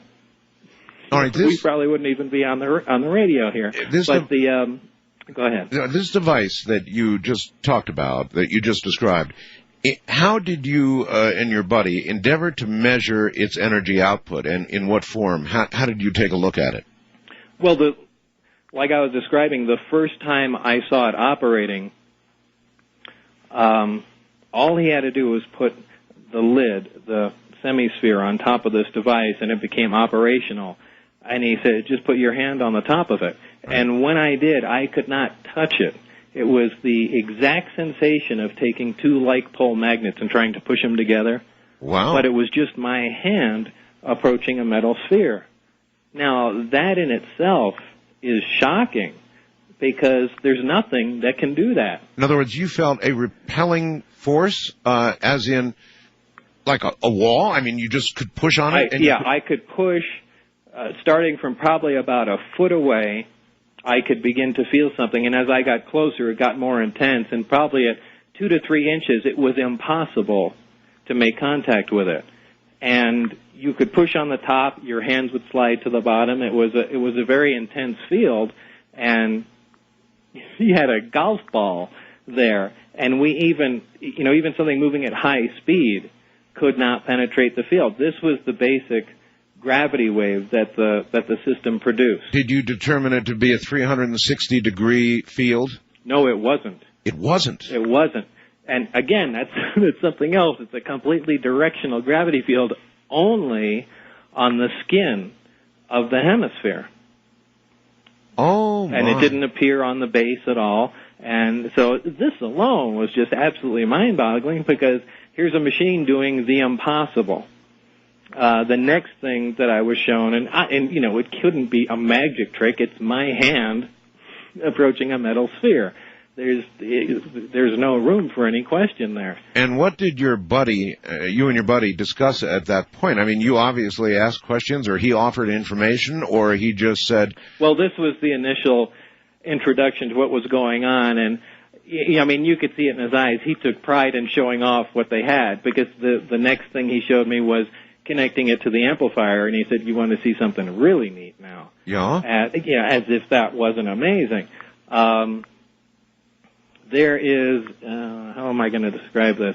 There's a fitting, almost like a pipe, that slides down and makes contact with the hemisphere. Okay. This apparently, from what was described to me, is a tuned pipe. Almost like resonant waveguides are tuned for microwaves to pass through. Would be resonant. Exactly. Uh-huh. So once this pipe is placed upon the hemisphere, the field completely disappears. So that's giving you evidence that it's now traveling through the waveguide. Uh-huh. The waveguide goes to another extremely large tube, probably about 2 feet in diameter, 4 feet long, and has plates, I guess is the best way I can describe it, on the outside.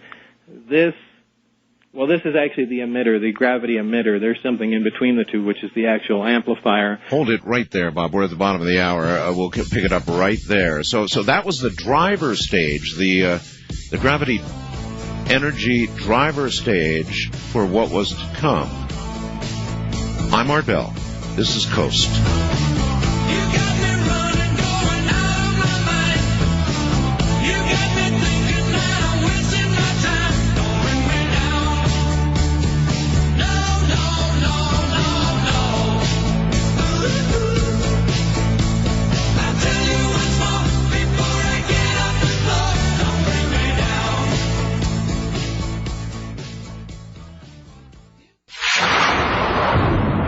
Once again, here's Bob Lazar. And by the way, he's not in Las Vegas anymore, I don't think. Bob, you're somewhere else now, aren't you?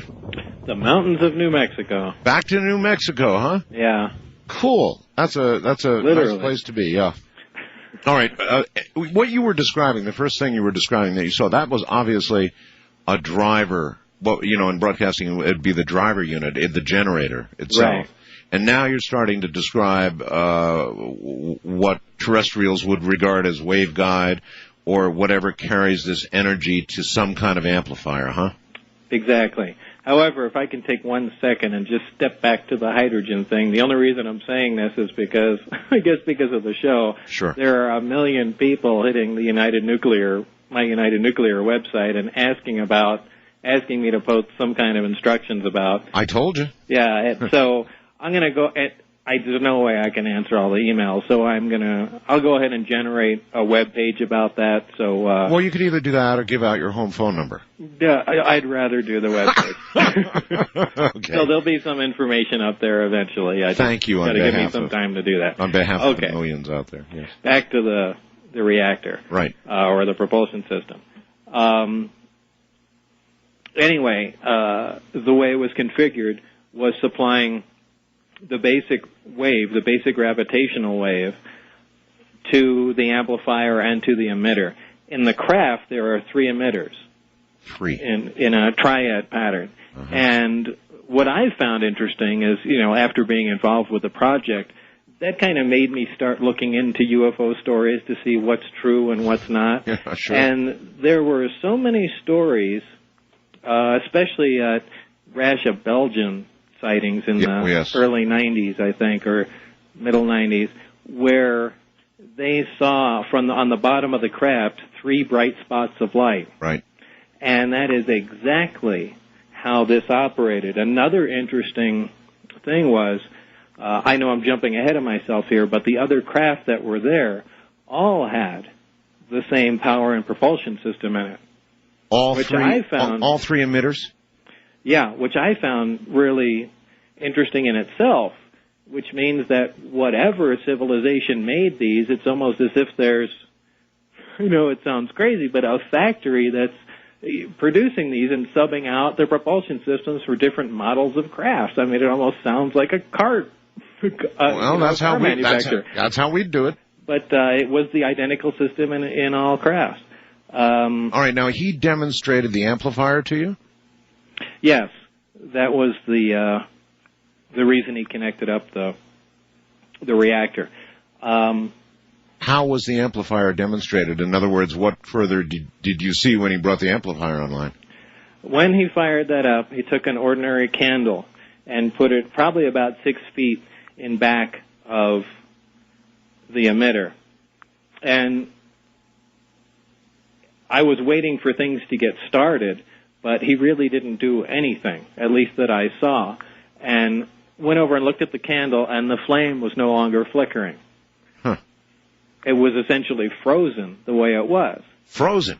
Yeah. The candle was there, and the flame was like a 2-dimensional picture of it.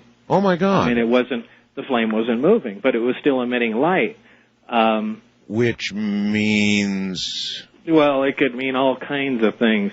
It's just another thing that is bizarre, that you really can't. I mean, how in the world would you do that? Now, wait a minute. Now, we know, don't we, physicists know that gravity bends and affects Oh, absolutely. light. I'm saying, but without using gravity, how could you do that?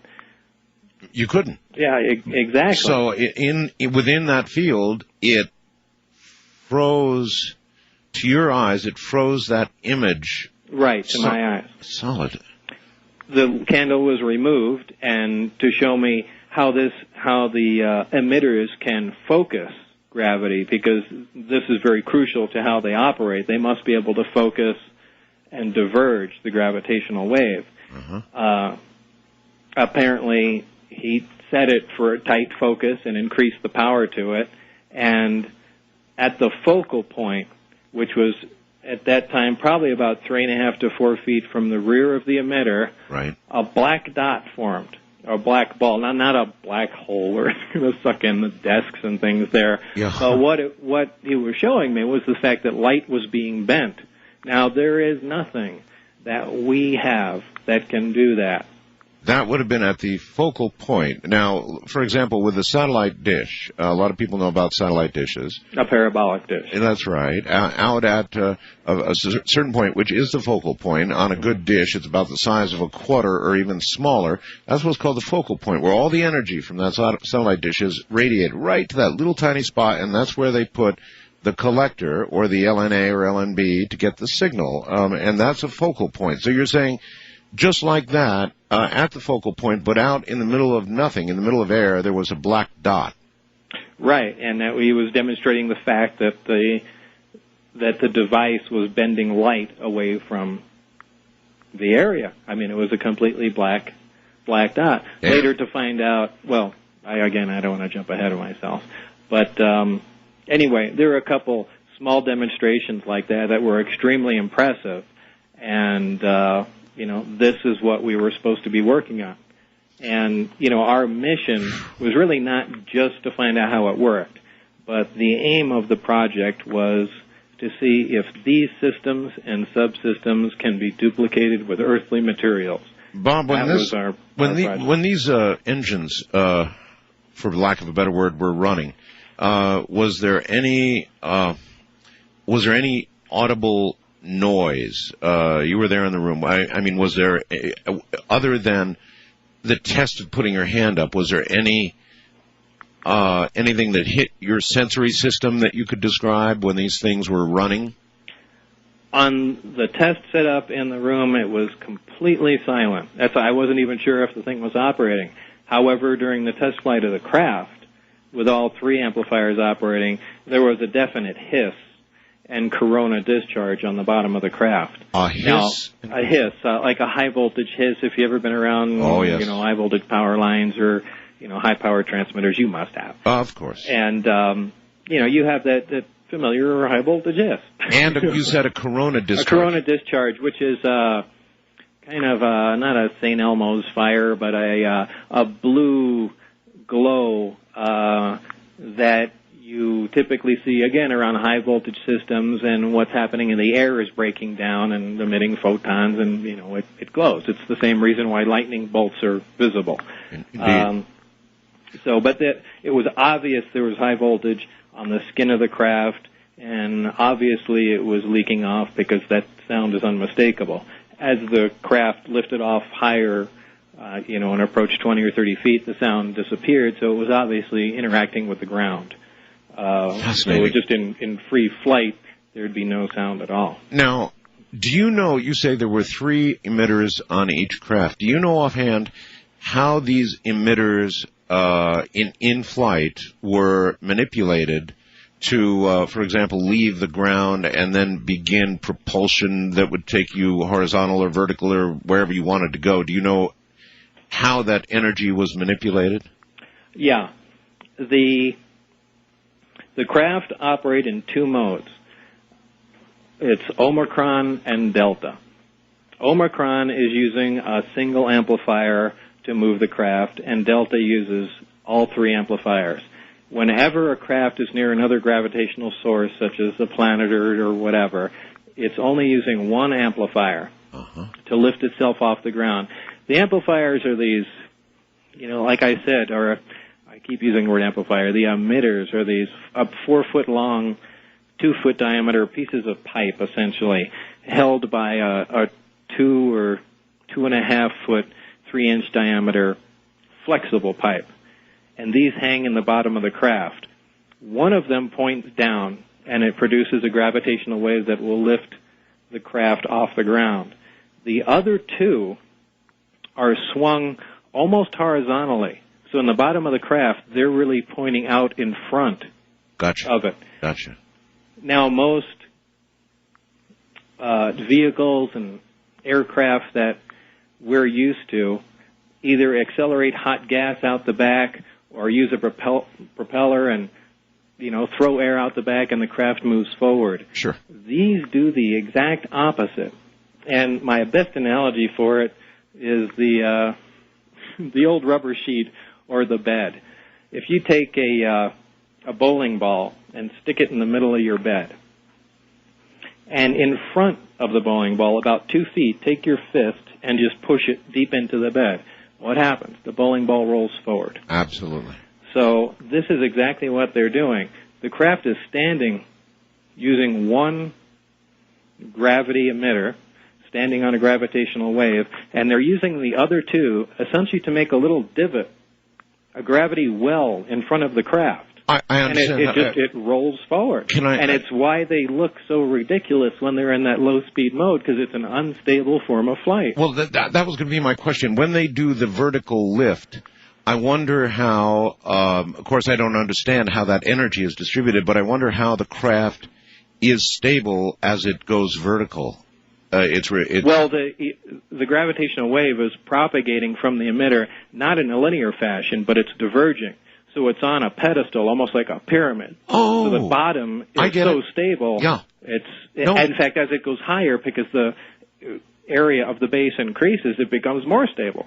It's only when it's very close to the ground that it's wobbly and kind of goofy looking for such an advanced machine. No, I've got it. And look, people should understand that not just your word tonight, but thousands and thousands of people have gone to, as close as they can get to Area 51, and they have seen, there's a million eyewitnesses that have seen craft being tested over those years, so that a lot of witnesses to what you're saying right now about how they flew. I had, if you remember at the time, I had the test flight schedule, and I brought, when I started to leak some information, I brought my friends out there at night. John Lear was one of the first people out there, and, we brought a big 10-inch Celestron telescope. And, at that time, you could get a hell of a lot closer to Area 51 than you can now. Yes, I know. And, we all saw what was going on. I am curious about this. Let me ask. You obviously had been treated to plenty of security warnings, probably had to sign a bunch of crap.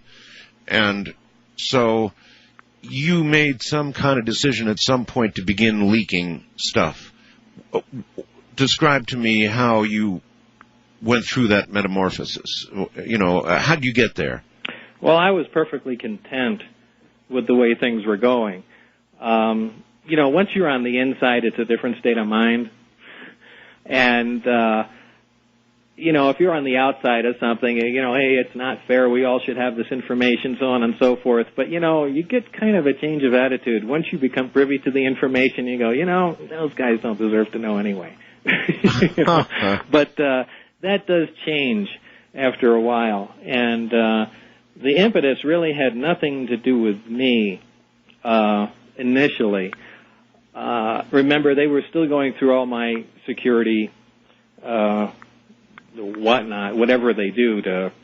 It goes on. They do everything in there. They're very concerned about your mental state, because that, if a person is very depressed or despondent or something like that, it's going to affect their work performance, and especially if they're trusting them with very important secrets, there's going to be a problem. National security. Exactly. And now I had given a written order to have my phone monitored and myself monitored. God, that's something to give. I mean, I know you're a pretty private person, but to give... But I was excited to work on this. That was nothing. More exciting than being monitored. Oh, by far. And I was absolutely following the rules. At the time I was married, and I wasn't saying anything to my wife, and initially this is where the problem began.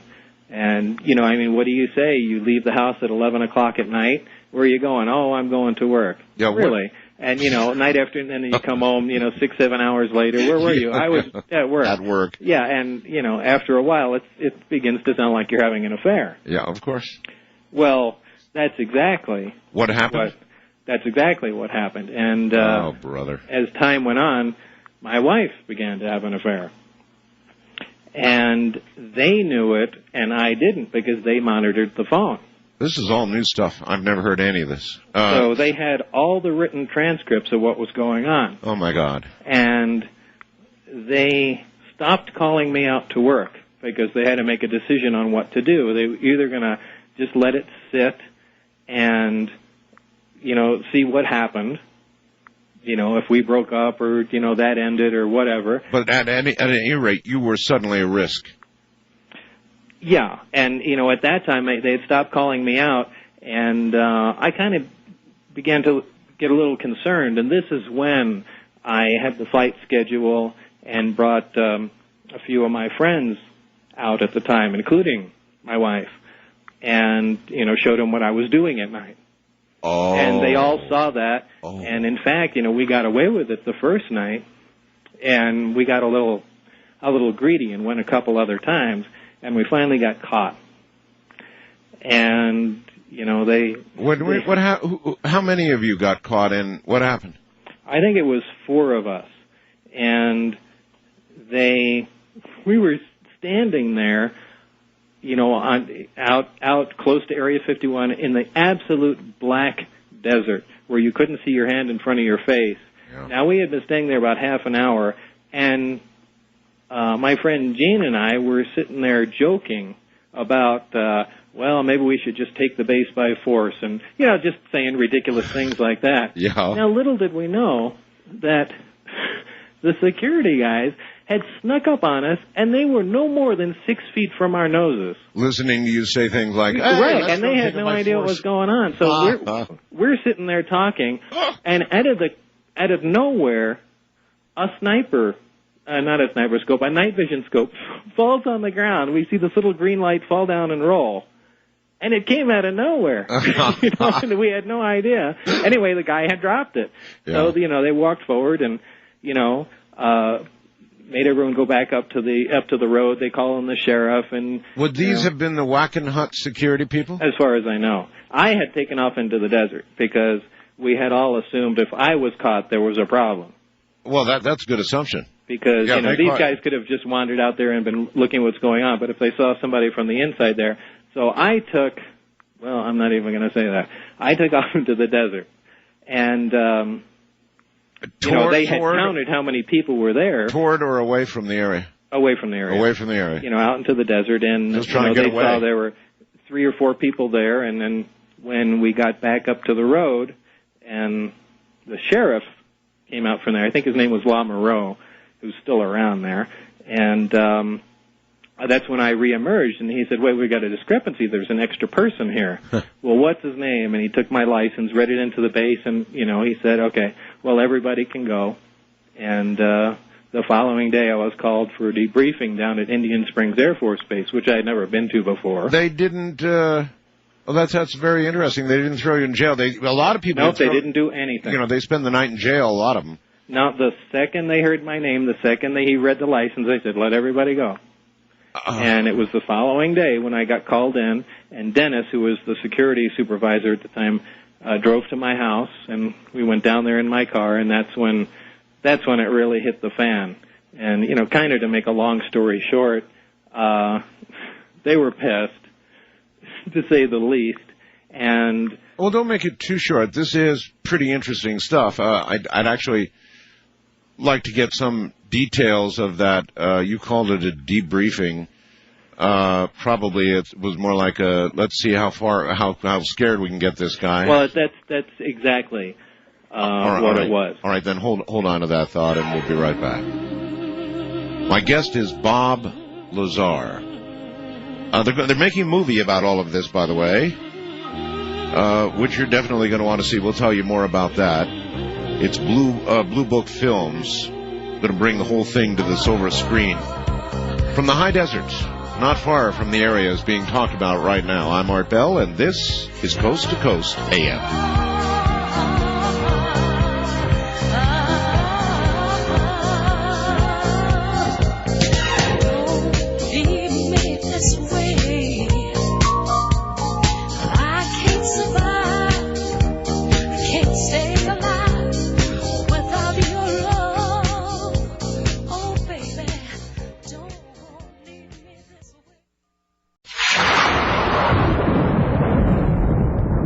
There is indeed, just over the mountain from me, a place called Indian Springs, and there is an Air Force base there, and that's where they called you, Bob? Right. Summoned you, said you, would you get one of the calls? You know, it's now noon, you will be, you'll be up here at some certain time, or what? This was a little different. This Dennis called me, who was my security supervisor at the time, called me personally, and came to my house, which was... You know, very unusual. Oh. And then we both drove down in the same car to Indian Springs, which is an auxiliary Air Force base in this little town, which is, you know, the base is essentially shut down. But I guess some of it, you know, remains operational. In any case, that's where they took me. Uh-huh. And that's when they started the debriefing.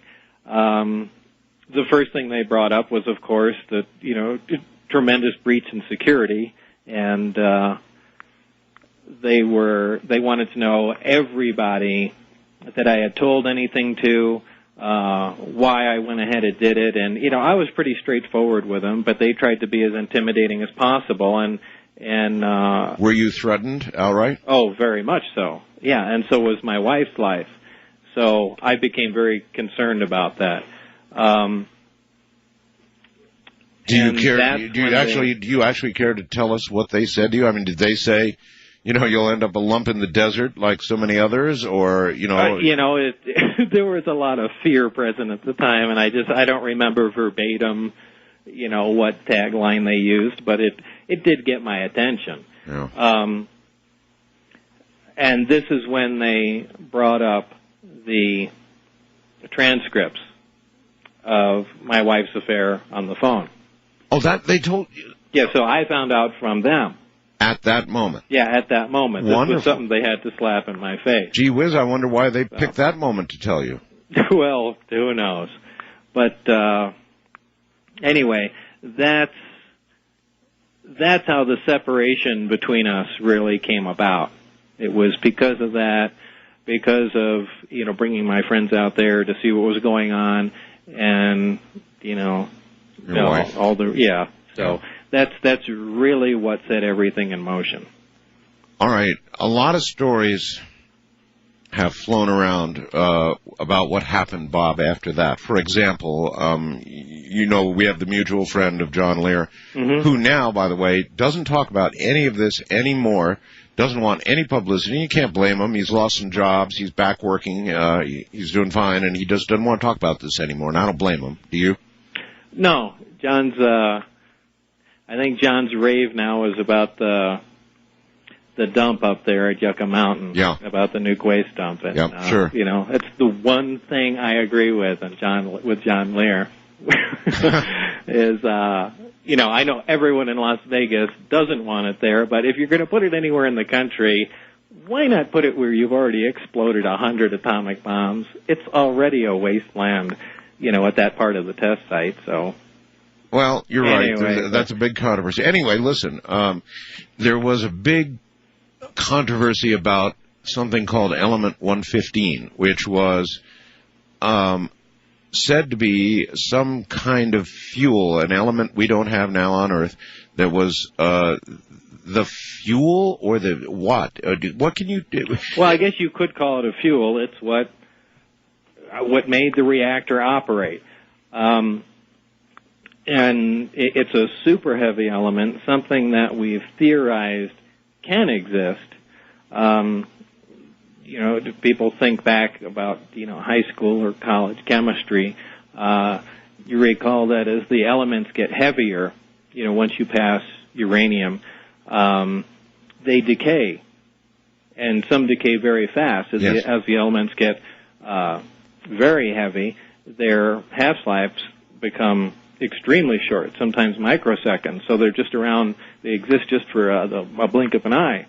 Well, it's been theorized, and has been some time ago, that there are islands of stability. Somewhere higher up in the periodic chart, there are places where groups of elements would again become stable. And this occurs, what theoretically was to occur in the 114, 115 area, and again an island of stability. Right, where these elements are relatively stable. And again, there is supposed to be another island of stability somewhere up in the 200s. But these are unattainable things, and no one says that nature has ever produced them, except at maybe the moment. But when you talked about element 115 years ago, so many years ago, since then, interestingly, we progressed to the impossible. In other words, since you actually talked about it, they've been discovering elements moving up, right on up the chart. Oh, they're getting close. Yeah, they're getting very close. They're getting close, and the half-lives are getting longer. Yeah, I know. People back then hoo-hawed at this, but now they're not hoo-hawing so hard anymore because we're getting pretty close. Right. And I'm sure eventually they'll synthesize it somehow. They use, instead of bombarding it with neutrons now, they use this new fusion technique where they fuse the nuclei of two other elements together, which is kind of an odd way to do it, but it's got, I think the Lab for Heavy Ion Research in Darmstadt, Germany, has pioneered most of the new heavy elements, and mark my words, they're going to be the guys that synthesize 115. Huh. Bob, there was talk that you spirited some element 115 out of S4. Is that true?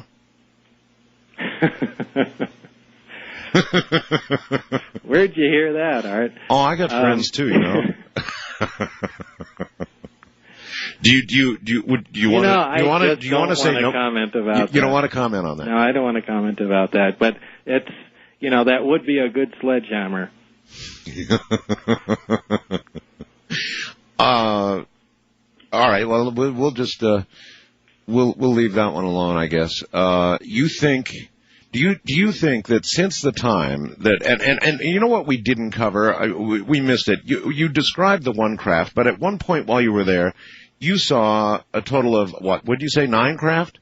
9 craft. 9 craft, and if I recall, that was the day Barry and I were working in the lab, and Dennis came in and he said, "Come on out. There's a test flight." So there was a flight scheduled, and they were allowing me to see it. And we went from the lab out into the first hangar, which was the only one I ever saw open.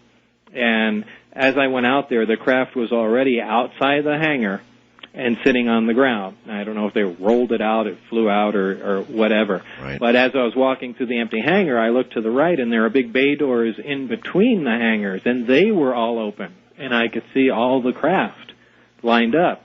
So they had an outright collection of these things.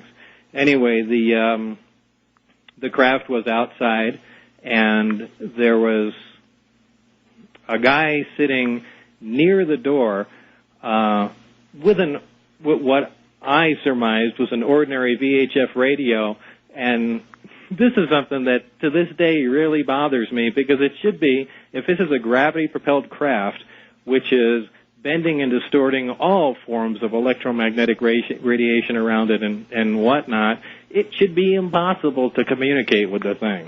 The radio should have been VHF radio. It should have been trash, yeah. But maybe it wasn't. Maybe it just looked that way to me, and it was something more advanced. But anyway, he was apparently in communication with somebody in the craft, so I know it wasn't being flown remotely. And anyway, that was the first time I got to see, and the only time, all the crafts inside the hangar. Did you ever get to see the inside of any of the craft? Yeah, just the one. The one I coined the term the sport model, because it, in comparison to the other crafts, it was really sleek and thin and looked like a sporty version. Can you describe the inside? I mean, did it seem as though it was designed for, say, a human or something close to a human?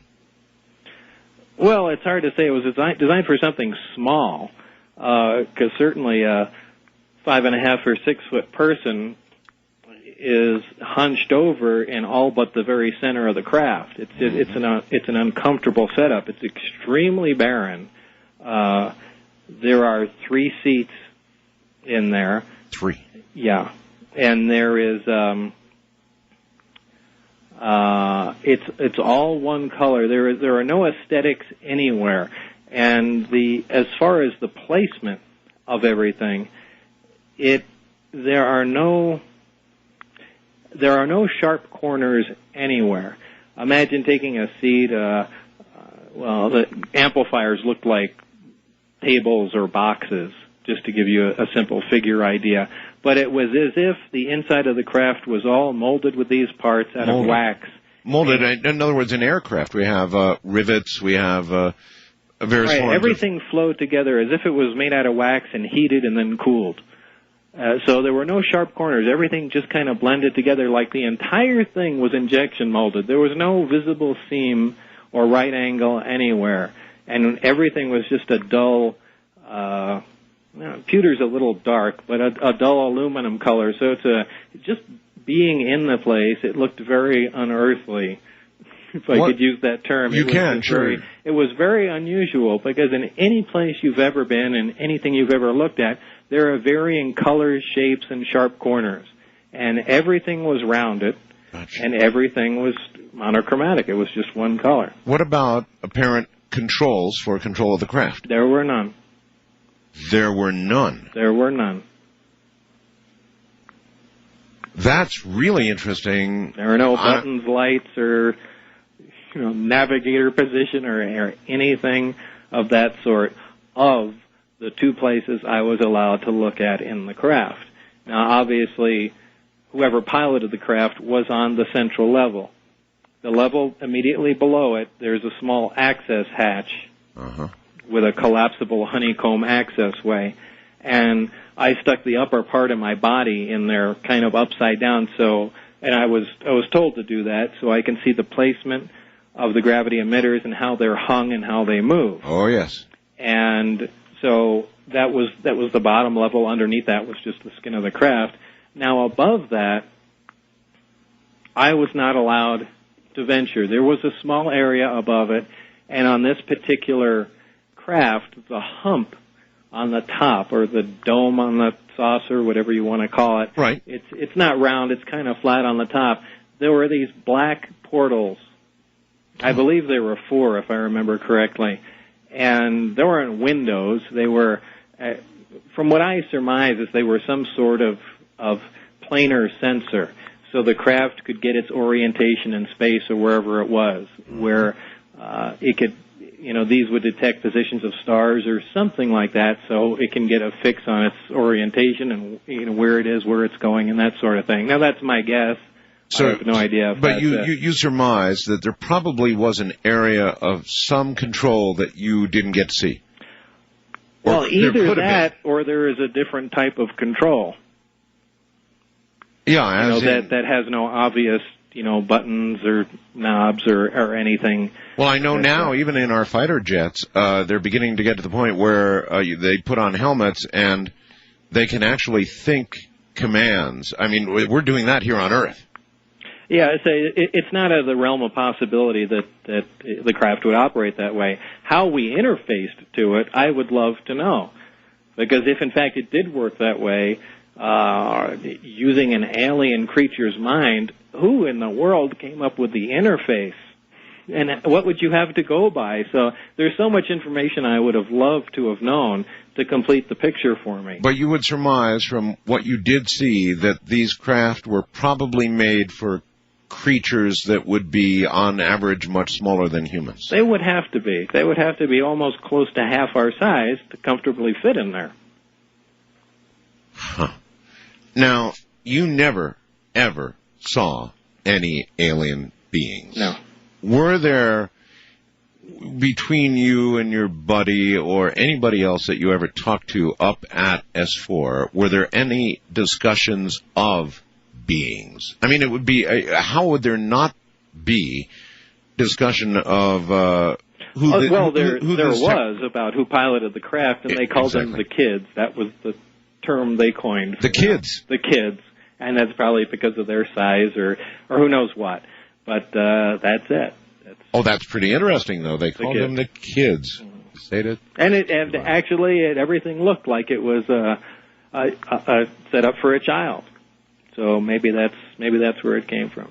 Bob, but how far since you have left, which is a lot of years now, do you think, for example, when you were there, how much progress had actually been made in either duplicating or beginning to get a handle on how these generators operated and the beginnings of duplication or trying to duplicate what they were doing?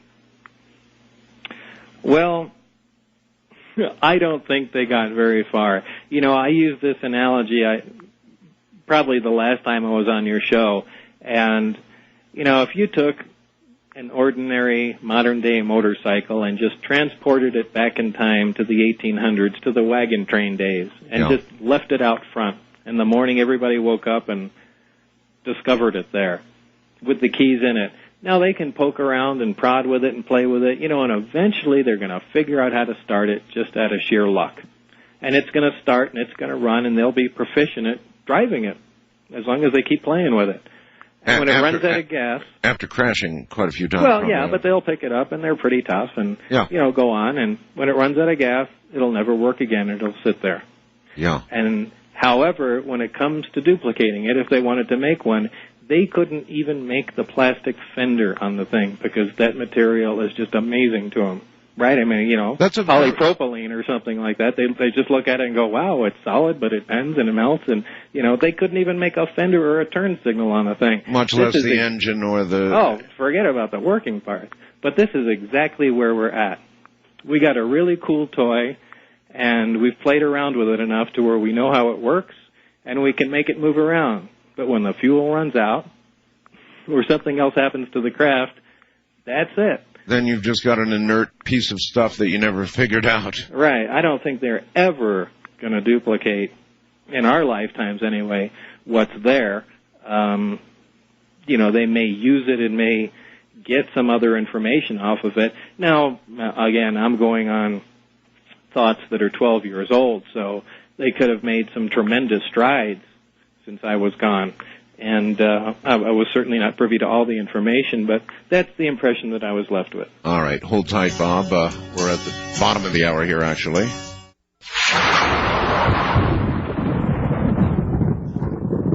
All right. Once again, here's Bob Lazar. Bob, an obvious question, and one coming from Madison, Wisconsin on my computer is, were there any signs on any of the craft of obvious damage? Not on the craft that I worked on at all. And, everybody's wanted to know, well, how did we get them?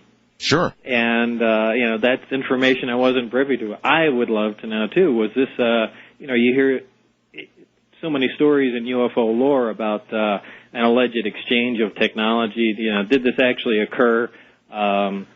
And I've heard people say, well, we know there are crash retrievals. We have inside information. And you can't tell me that somebody came from 30 light years and 9 different advanced craft and they all crashed. It's not possible. So, I could certainly see the Roswell crash occurring, but I just don't believe that flying saucers come here from a tremendous difference and they just miscalculate the weather conditions and they wind up crashing all over the place. Yeah, it doesn't make any sense. I hear you. What about, did you ever learn anything of the material that the craft were made of? In other words, could you take a blowtorch and cut? Could you damage, dent, or otherwise bend, spindle, or mutilate the material the craft was made of at all?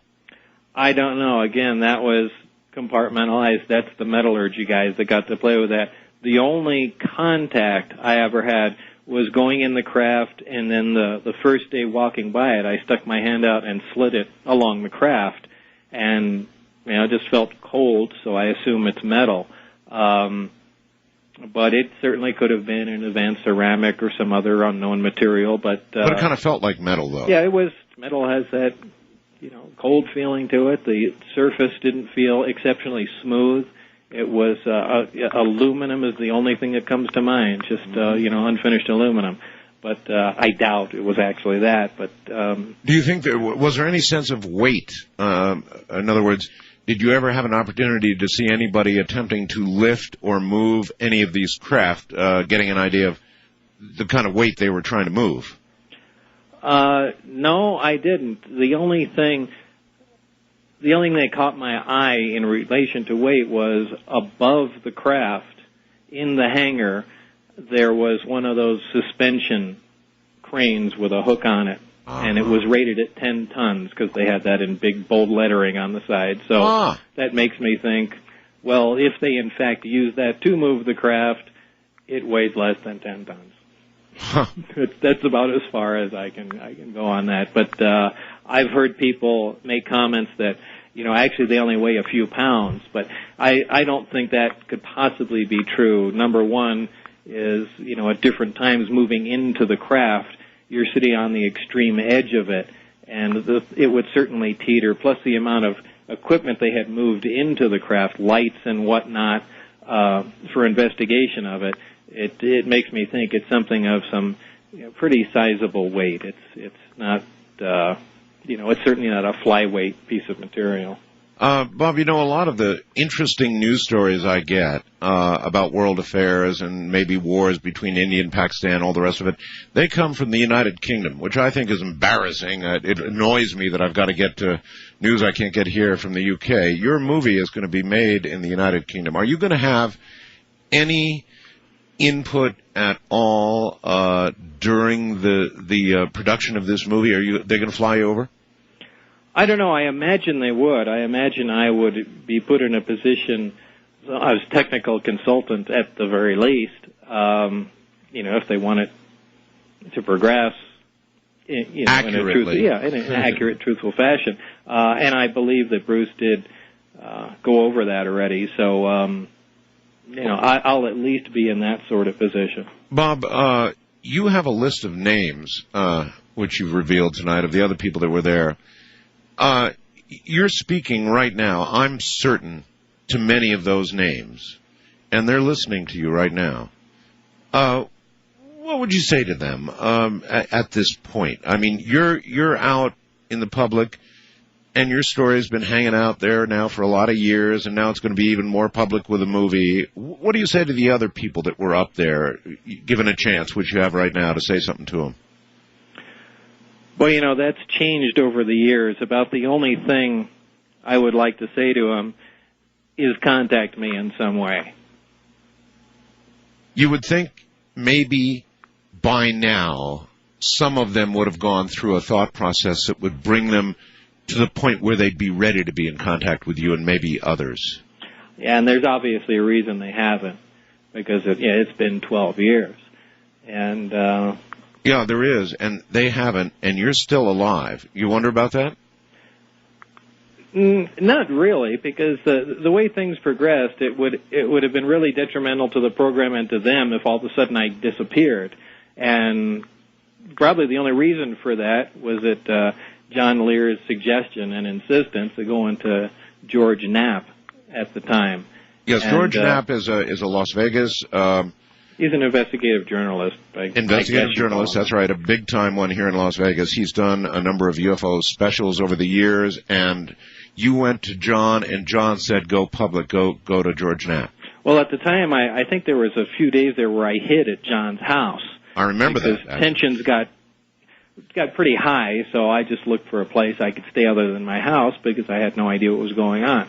And the decision was made to go do that, and in fact, George broke in more or less. It was at the top of the 5 o'clock news in Las Vegas, and I went on in silhouette and said what was going on, and certainly if anything would have happened to me from that point on, it would have cast everything in stone and said, hey, this guy said so-and-so, and, it looks like it was true. If he was just a nutcase, what would you bother killing him for? Well, they didn't erase you, but they kind of erased part of your employment histories and as much information as they could about your history with them, right? Oh, absolutely. Absolutely. In fact, Bob Exler was one of the guys that did the research, and I think he was a NASA systems specialist, and now, I don't know about now, but then, was pretty heavy into UFO investigation, and he had some contacts down at the IRS, so I let him have all the information. My W-2 form from there, with Naval Intelligence and Social Security number, and, he went after everything. And from the IRS, he got notified that information regarding my Social Security number is classified, that the numbers, the employer designation numbers on my W-2 form were for, I forgot what bizarre government agency, but they were valid. And, he did bring up a lot of good information, and it ran into a lot of block walls that were completely inaccessible. Even your history at Los Alamos was somewhat erased, although I'm remembering that you came away, or somebody came away with your name on an employment list or a phone list from Los Alamos. Yeah, that was the only thing that they couldn't have deleted, was the old printed phone list. And, that's one of the things. On top of that, what proved to be a big plus, too, is, remember, again, the jet car article. And in the front page of that newspaper, in the first few paragraphs, now this is a small town, Los Alamos, everybody knows everybody's business, they say, Bob Lazar, a physicist working at the Los Alamos Meson Physics Facility. This is the Los Alamos newspaper. So, you can't go back in time and get rid of that paper. So I had that. I had my name in the internal lab phone book directory. So, they were stuck with that before. They had denied it for years. He never lived here. He never worked here. It's just a big lie. And yeah, they did reach back and erase as much as they were able. They just didn't get it all. Yeah, George Knapp is the only guy at the time that not that I trusted, but also had, the ability to do this. And I flew with him back to Los Alamos and went back to where I worked and to the people I worked with and, the areas I got him into in the lab. And, he did a lot of footwork. Look, I've had a lot of dealings with George over the years, and I've come to trust him. He's a very trustworthy guy. He certainly is. All right, very quickly, just a couple questions. West of the Rockies, you're on the air with Bob Lazar. Anything real quick? Is that me? That's you. Oh, okay. I was wondering, hi, Mr. Lazar. Do you feel that we had any technology or do have technology to go to the moon? I don't feel that we did. Well, you mean you think we never really went to the moon? Is that what you're saying? Oh, yes. A lot of people have been saying this to me just in the past couple weeks. There's a good friend of mine, John Ferrat, who's kind of a bigwig in Hollywood, and he absolutely, and this is a real knowledgeable guy, and apparently there was some show on Fox where they aired all the old Apollo films and analyzed them, and I never saw this, but it seems to have convinced him that we never went to the moon. And I don't know, I've spoken to Edgar Mitchell, who was the sixth man on the moon, and it sure seems like he went there. But I don't know. I really don't know. Ed Mitchell made an interesting comment to me. I've done many interviews with Ed, and one question that seemed to really stump him was, Ed, do you remember, what was it like walking around on the moon? And he said, it's really strange. I just don't remember that many details of the whole thing. He said, I obviously remember it, but there are some details that strangely are missing, and he did make that comment. It's possible to have faked the whole thing, but who knows? We know that the shuttle goes up there because you can look up in the sky and see it go by. You certainly can. So why is it that much more difficult to go to the moon? It's not that far away. First-time caller line, you're on the air with Bob Lazar. Hello. Hello, how are you doing? Okay, sir. Where are you? North Hollywood, California. Okay. Yes. Hi, Bob. Hi there. Still driving the Corvette? Yeah. Yeah. It's all right. Anyway, are you familiar with the Lockheed facility in Burbank? The Skunk Works? No, not the Skunk Works. Talk about on the premises of the airport where the Janet flights took off. In Burbank? Yeah, Burbank, California. You worked in the 80s. What time do you work at Groom Lake facility? What time? The time is varied. No, sorry, I mean the year. That was in 88, 89. Okay, so I'll give you a name. There's a guy who worked out. I don't know if he worked in your division, but the last name of Hayes. Do you know him? All right. Well, let's hold it there. Do you want to disclose whether the name Hayes is on your list? There is a name Hayes on the list. Oh, there is a name Hayes on the list. Really? Yeah, there is. Now, I don't know if there's a billion Hayeses in the world, but there's a Hayes on that. There is a Hayes on the list. Really? Okay. I mean, there's also a Jones too. Yeah, I know, but what it's still. but there is a Hayes. What are the odds? Right. Wildcard line, you're on the air with Bob Lazar. Hello. Yes, sir. Where are you, please? Here in Pahrump, Nevada. And listening to? KNI. KNYE. Yes, sir. 95.1 in Pahrump, Nevada. Yes, sir. Yes, sir. Mr. Lazar, I'm a big fan of yours. Oh, and I was wondering how you feel about how the government's disavowed your knowledge of you and disrespected your work and everything. Well, I am, needless to say, not too thrilled about it. There isn't much I can do, but I mean, there will never be a common ground between us. As far as I'm concerned, all ties are broken and all promises are broken too. And it's one of the reasons I'm on the air. You want to treat me like that? Well, guess what? Here's what you get. Yeah.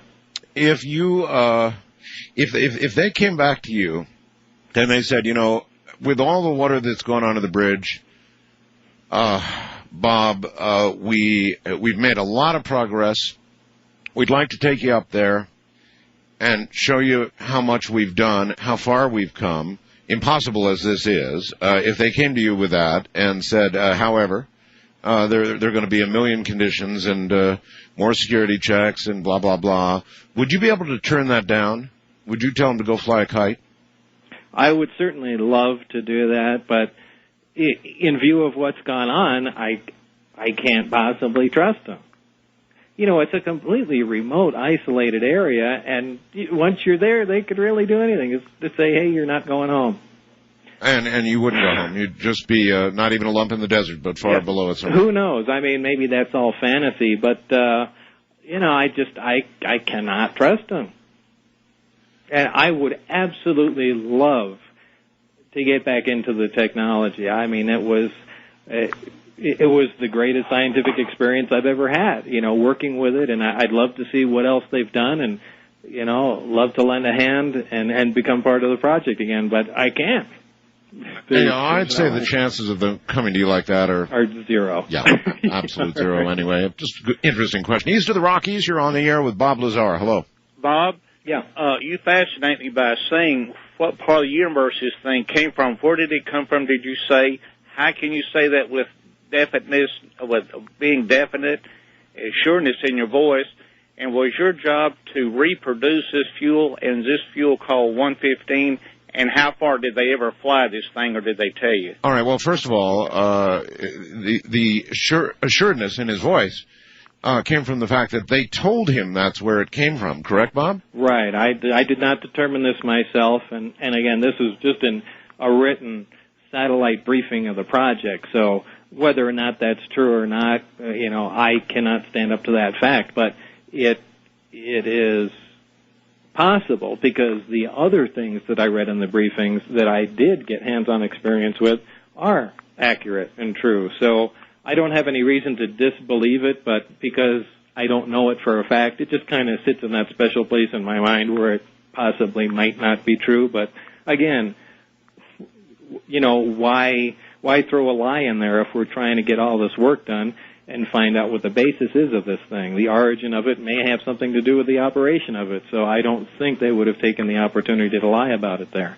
So now, I kind of believe that was true. Now, knowing what you know about the drive systems, you said, you referred, I think, earlier to some of the Belgian sightings. Mm-hmm. When you consider all the UFO sightings, and I'm sure you've seen a million pictures and moving video now of UFOs and all the rest of it, you think the Belgian sightings were perhaps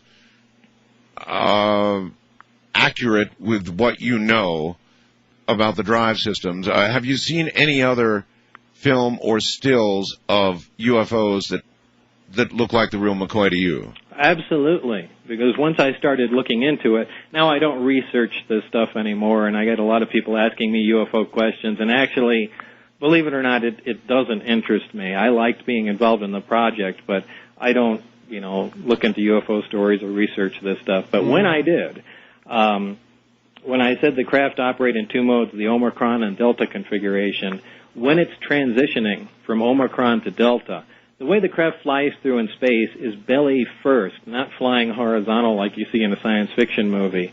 And as the craft leave the ground in Omicron mode, they perform a roll maneuver where the craft raises and, you know, eventually you see it at a 45-degree angle, and then it becomes straight up and down 180 degrees. Right. The amplifiers come up to power, they focus on a point, and the craft flies belly first at the target. And you see a lot of UFO photographs here and there with crafts ascending in the sky at a 45-degree angle, but flying up, or sitting at odd angles in the sky. And at least from what I can guess from the photographs, if they in fact are genuine, it looks like the craft are transitioning from one mode to another. And so you've seen quite a few of those? I've probably seen 3 or 4 of those. 3 or 4? Yeah. So the majority of UFO photos are by you pretty much dismissed, but every now and then one hits you and you say, hey, look at that. Yeah, if it has something that clicks somewhere, but, you know, these days, you just take a picture into Adobe Photoshop and, you know, you can make anything. I do know. Bob, I can't thank you enough for coming on tonight. With regard to your movie, Blue Book film, hey, do you have any idea what the title might be? No idea. The only thing they talked about are the people that might play me. Is it James Spader, Kevin Spacey, or Mark Wahlberg? So that's about all I know at the time. Brother, good luck with the movie, and thank you so much for laying so much new detail on us tonight. No problem, Art, and I'd just like to say hi to my buddies Debbie and Nancy out in Chicago and the incredible Duger. Good night, Bob. Good night, Art. All right, there you have it, folks. There's a whole lot of stuff you've never heard before. That was Bob Lazar. I'm Art Bell. This is Coast. See you tomorrow night. Open lines.